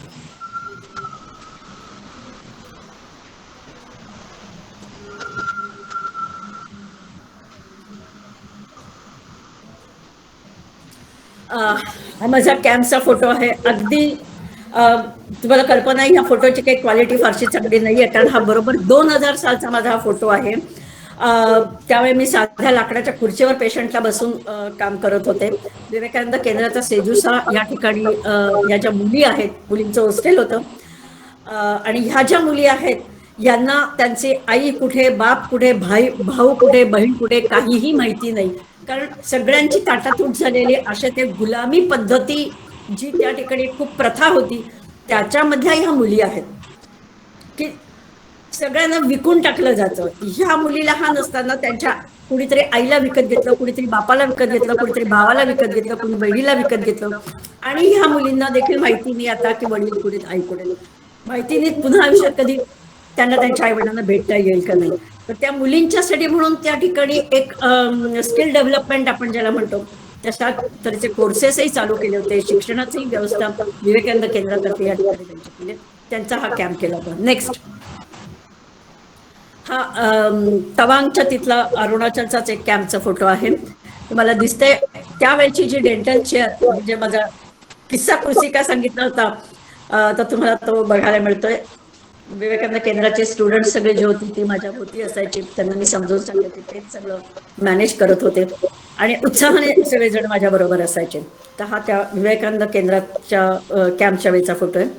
नेक्स्ट, आता ह्याच्यात तुम्हाला दिसतंय की माझी फोल्डिंग युनिट आहे. हा नागालँड मधला फोटो आहे अर्थात कॅम्पचा. आणि everything is folding. Chair, patient जी बसते ती देखील एका फोल्डिंग चेअरवरती तिला बसवलेलं आहे की ती पूर्ण फोल्ड करता येते, पण रेग्युलर डेंटल चेअर आहे ती फोल्ड करता येते. बाजूला स्पिटू नाही की पेशंटला थुकता येतं. तुम्ही तो फोल्डिंग लॅम्प बघू शकता, कॉम्प्रेसर तुम्हाला दिसत आहेत, सगळ्या माझ्या वस्तू डाव्या बाजूला तुम्हाला दिसत आहेत. तर हा नागालँड मधला माझा डेंटल कॅम्प आहे. Next, this is also from Nagaland. तिथले जे लोकल लोक होते त्यांनीच मोठ्या प्रमाणामध्ये हेल्प केलेली होती. आणि या कॅम्पमध्ये किंवा आधीच्या नागालँडच्या कॅम्पमध्ये आतंकवादी यायचे, बाहेरच विचारायचे की आम्हाला दात दाखवायचे, आलो तर चालेल ना वगैरे, असं करत ते कॅम्पलाही आलेले, त्यांची आपण ट्रीटमेंट पण केलेली आहे. नेक्स्ट, हे मेलोरी म्हणून नागालँड मधलं जागा आहे, त्या ठिकाणी डेंटल कॅम्प केलं. तुम्हाला ही जी 3 मुलं दिसत आहेत यांचं विशेषतः म्हणजे असं व्हायचं, मेलोरी अगदी इंटेरियर मध्ये बर्मा बॉर्डरच्या पाशी हे गाव होतं आणि ही तिन्ही मुलं उत्तम हिंदी बोलत होती. म्हटलं हे कसं काय? ही मुलं जेव्हा लहान होती तेव्हा त्या लहान मुलांना, 3-4 मुलांना त्या गावातल्या, की जे ख्रिश्चन झालेली नाहीत पण ओरिजिनल त्यांच्या ट्राईबमध्ये, त्या मुलांना उचललं आणि संघातर्फे ज्या ठिकठिकाणी आपले लातूर म्हणा, रायपूर म्हणा, छत्तीसगड किंवा महाराष्ट्रामध्ये वेगवेगळ्या ठिकाणी आपली हॉस्टेल्स आहेत की ज्या ठिकाणी आपण ह्या मुलांना नेतो, ठेवतो, ते 5-5, 10-10 वर्ष राहतात, शिकतात. आणि त्याप्रमाणे छत्तीसगडच्या एका बॉईज हॉस्टेलमध्ये या मुलांना ठेवलं होतं. ती मुलं BA झाली, हिंदी घेऊन BA झाली, आवर्जून त्यांना हिंदी BA व्हायला प्रोत्साहित केलं होतं, एवढ्यासाठी की त्या ठिकाणी नागालँडला परत गेल्यानंतर हिंदी टीचर्स मिळत नाहीत. आणि ह्या तिघांनाही हिंदी टीचर म्हणून 6 महिन्याच्या आत नोकरी मिळाली. त्याच्यामुळे नॅचरली आज उत्तम पगार त्या मुलांचा चालू झाला. BA घेऊन, त्यांचं काही फारसा खूप छान हिंदी अशातला भाग नाही, पण BA घेऊन, BA ला ते हिंदी घेऊन ते BA झालेले आहेत. आपल्या शाळांमधनं राहिले, आपल्या हॉस्टेलमधनं राहिले आणि शिकलेले. आणि ह्या मुलांनी माझा तो कॅम्प तिथे अरेंज केला होता. जेव्हा हा कॅम्प ठेवायचा होता त्यावेळेला गावातल्या सगळ्यांनी विरोध केला. याचं कारण, नागालँडमध्ये जेव्हा कॅम्प करायचा असतो तर आधी त्यांचे जे चर्चेस असतात, त्या चर्चेसचे जे काउन्सिल असतं त्यांची परवानगी घ्यावी लागते. आणि त्यांना रिफ्यूज केलं होतं की इथं नाही, पण तरी देखील मुलं जिद्दीला पेटले होते की नाही आपल्याला इथं कॅम्प करायचा. आणि अक्षरशः एका ग्राउंडवरती, म्हणजे आम्हाला जी जागा वगैरे त्यांनी आधी म्हटलं, नंतर रिफ्यूज केलं, तर एका ग्राउंडवरती आम्ही टेंट टाईप उभं करून आम्ही या ठिकाणी, ज्याला आपण म्हणतो ना क्रिकेटचं ग्राउंड असतं आणि ते क्रिकेटची कॉमेंट्री करतात, वरती असं वरच्या बाजूला थोडंसं स्टेज सारखं केलेलं असतं, त्या ठिकाणी आम्ही हा कॅम्प केला. पाण्याची व्यवस्था नव्हती. अक्षरशः त्यांनी अपील केला, आजूबाजूच्या बायकांना सांगितलं की तुम्ही आम्हाला 1-1 बादली पाणी द्या. सिंटॅक्सची एक टाकी ठेवली आणि प्रत्येकीने तिथे 1 बादली पाणी आणून टाकल्याबरोबर ती 15 मिनिटात टाकी भरली आणि आम्हाला पाण्याची व्यवस्था झाली. आणि त्या ठिकाणी मी कॅम्प घेतला. गंमत अशी झाली, भरपूर लोक त्या ठिकाणी आले, भरपूर लोकांची ट्रीटमेंट देण्यात आली. आणि सगळ्यात शेवटी कॅम्पच्या कन्क्लुडिंग सेशनच्या वेळेस आवर्जून सरपंच वगैरे चक्क आले, चर्चेस सगळे फादर वगैरे आले आणि त्यांनी सांगितलं की आम्हाला कल्पनाच नाही की अशा तऱ्हेने तुम्ही इथं कामं करतात. पैसे घेतले नाहीत, आमच्या गावाचे किती पैसे वाचलेत आज या लोकांचे, कारण इथं कधी डेंटिस्ट आलेलंच नाही, आमच्याकडे डेंटल विंग नाही आहे दवाखान्याला. तेव्हा ते खूप खुश होऊन गेल्या. आणि त्याच्यानंतर रेग्युलर बेसिसवरती आता ह्या मेलोरीमध्ये आपले वेगवेगळे प्रोजेक्ट चालतात. त्या ठिकाणी मग आपण एक लायब्ररी सुरू केली, मोबाईल लायब्ररी. इतकंच नाही तर पुन्हा तिथली काही मुलांना आपण पुन्हा आणलाय, लातूरमध्ये वगैरे ठेवण्यात आलेली आहे. इतकंच नाही तर नंतर त्या ठिकाणी सायन्सच्या साठी म्हणून वर्कशॉप्स घेण्यात आले, मॅथमॅटिक्ससाठी वर्कशॉप्स घेण्यात आले की पुण्याहून तुमचे जे ज्ञानप्रबोधिनी आहेत तिथून लोक येतात आणि इथं येऊन शिकवतात, 4 दिवसाचे कोर्सेस घेतात.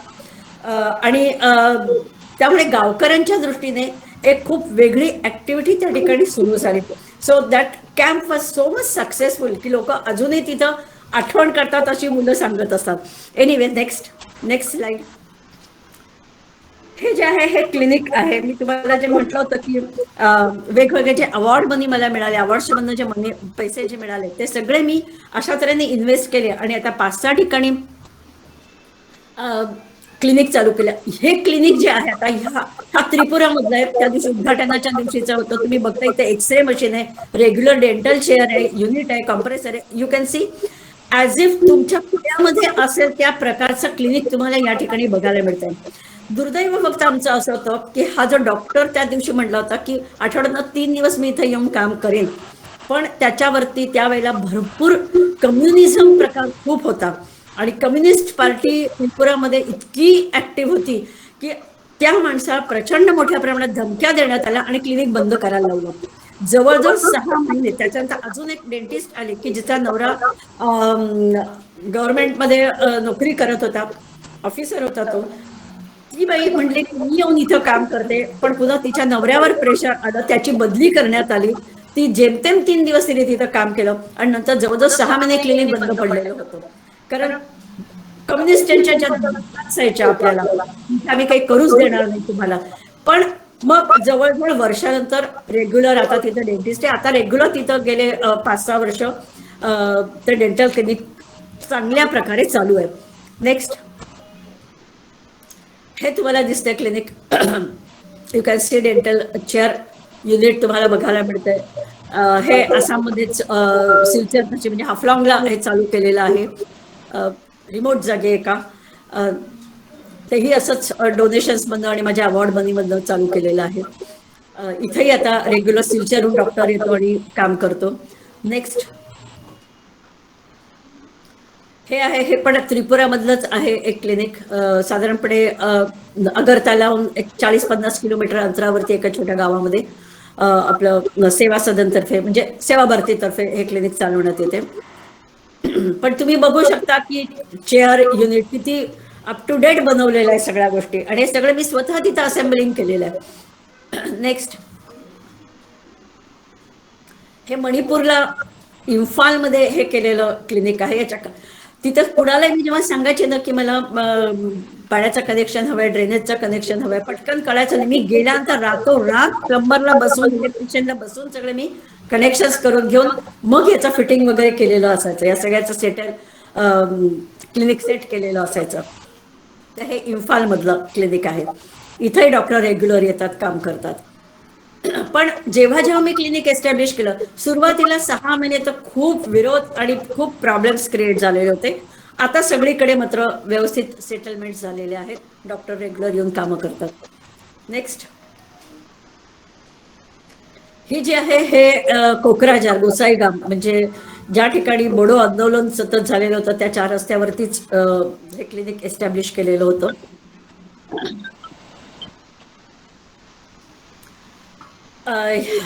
हे जे आहे ही लॅबॉरेटरी आहे.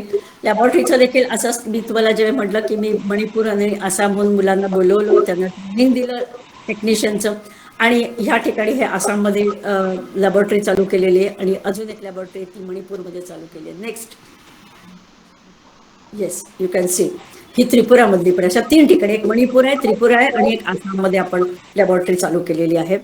सगळ्या आता स्लोली का असेना मध्ये मध्ये अडथळे येतात भरपूर, पण त्याच्यावरती मात करत कामं चालू आहेत. याचाच मला जास्त आनंद आहे. ही अगदी सुरुवातीला सेवा भारतीला मिळालेली गाडी होती. त्या गाडीमध्ये तुम्ही बघू शकता आतमध्ये ते जे ब्ल्यू कलरचे फोल्डिंग चेअर ठेवलेली आहे आणि कार्टन्समधनं माझं सगळं सामान आहे. अशा तऱ्हेची व्हॅन घेऊन आम्ही सगळीकडे, डेंटल व्हॅन घेऊन आम्ही, ही मेडिकल व्हॅन आहे, सगळं सामान ठेवलेलं आहे, फोल्डिंग चेअर वगैरे सगळं, आणि सगळीकडे कॅम्प्सला फिरायचं. आणि त्याच्यानंतरचा जो लास्ट फोटोग्राफ आहे, ही एक मोठी गाडी आम्हाला नागालँडला मिळाली. तेही असंच झालं होतं. मी जस्ट फोन केला होता मला जेव्हा एक डोनेशन मिळालं होतं, अवॉर्ड जे मला मिळालं होतं. मुंबईला एक तुलसी ग्रुप ऑफ इंडस्ट्रीज म्हणून आहे, तर त्या सुमनताईंनी पैसे दिले होते. तर त्यांच्या नावाने मी लॅबॉरेटरी त्रिपुरामध्ये जे चालू केली, तेव्हा त्यांना सांगितलं की तुम्ही येता का म्हटलं उद्घाटनाला तुम्हीच्या. त्या म्हणला नाही मला शक्य वगैरे. मग मला म्हणे आता तू काय करणार आहेस म्हटलं आता इथून मी नागालँडला जाणार आहे, नागालँडला माझे कॅम्प्स आहेत. म्हटलं यावेळेस गाडी मात्र इतकी खराब आहे की गेल्या वेळेस आमच्या गाडीला ऍक्सिडेंट झाला वगैरे वगैरे बरेच किस्से आमचे घडलेले होते. मला म्हणले आता त्या ऍक्सिडेंटच्या गाडीतनं तू जाऊ नकोस. म्हटलं पण मग करणार काय नाही, दुसरी गाडीच नाही म्हटलं आमच्याकडे नागालँडमध्ये. मला म्हणे नाही, मी 24 तासात मनी ट्रान्सफर करते आणि ब्रँड न्यू गाडी तिथं घ्यायची. आश्चर्याची गोष्ट, खरोखर 24 तासात त्या बाईने 8.5 लाख रुपये ट्रान्सफर केले. 24 तासात आम्ही गाडीही घेतली आणि त्यावेळेला नागालँडचे सगळे कॅम्प्स मी माझे या नव्या कोऱ्या गाडीतून केलेले होते. पाठीमागे मुद्दाम ते ओपन ठेवलेलं होतं आणि आम्ही एवढ्यासाठीच नक्की केलेलं आहे की ॲम्ब्युलन्स कधी कन्व्हर्ट केलेली नाही मी डेंटल कॅम्प्सच्यासाठी, की त्याच्या डेंटल चेअर वगैरे बसून. बऱ्याच ठिकाणी तुम्ही बघितलंही असेल की ॲम्ब्युलन्स अशा बनवलेल्या असतात, मेडिकल व्हॅन्स बनवलेल्या असतात, डेंटल व्हॅन्स बनवलेल्या असतात. पण मी एवढ्यासाठीच असं हे केलं की हे सगळे असेंबल करणारं माझं जे क्लिनिक आहे तेच मी जास्त प्रेफर करते. कारण जेव्हा माझे कॅम्प्स नसतात त्यावेळेला ह्या गाड्या त्या आपल्या संघाच्या लोकांना कामास येतात. कारण स्टेशनरी इकडून तिकडून वेगवेगळ्या शाळांमधनं पाठवायची असते, इतर खूप कामांना अशा तऱ्हेच्या गाड्या उपयोगी पडतात. एकदा का जर त्या ॲम्ब्युलन्समध्ये मी जर माझी डेंटल चेअर वगैरे फिट केली तर कॅम्प शिवाय पुन्हा त्या गाडीचा उपयोग करता येते आणि मग वर्षभर ती गाडी पडून राहणार. आणि तेवढ्या करता म्हणून अशा तऱ्हेच्याच आम्ही व्हॅन म्हणा किंवा अशा तऱ्हेचीच गाडी त्या ठिकाणी वापरतो. तर दिस इज हे आमचा आपला डेंटल रथ आहे यू कॅन से. आणि हा रथ घेऊन सगळीकडे आमची दंतयात्रा चालू असते. खूप खूप धन्यवाद. 10 वाजून 15 मिनिटं झालेली आहेत. जरा वेळ जास्ती झालाय पण इलाज नसतोय. नमस्कार, धन्यवाद.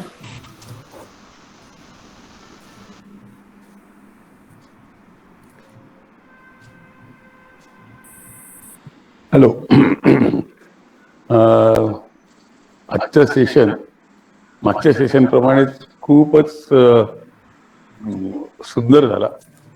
आपल्याला बऱ्याच गोष्टी यातल्या माहीत नव्हत्या आणि प्रतिभाताईंनी स्वतः तो सगळा अनुभव घेतलेला असल्यामुळे त्यांच्या तोंडून ते अनुभव ऐकताना खूपच रोमांचकारी वाटत होतं. आपल्याला इथे बसून ऐकताना जेवढं ते सोपं वाटतं तेवढं तिथे ते नक्कीच सोपं नव्हतं.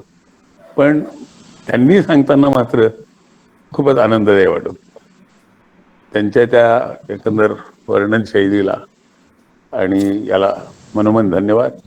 आणि उद्या सुद्धा याच लिंकवरती आपले पुढचे 3 जे प्रतिभाताई सांगणार आहेत त्यासाठी सुद्धा आपण अशीच जरा जास्त प्रमाणात उपस्थिती लावावी अशी मी आपल्या सगळ्यांना विनंती करतो. धन्यवाद. शुभरात्री. नमस्कार, धन्यवाद. भेटू उद्या.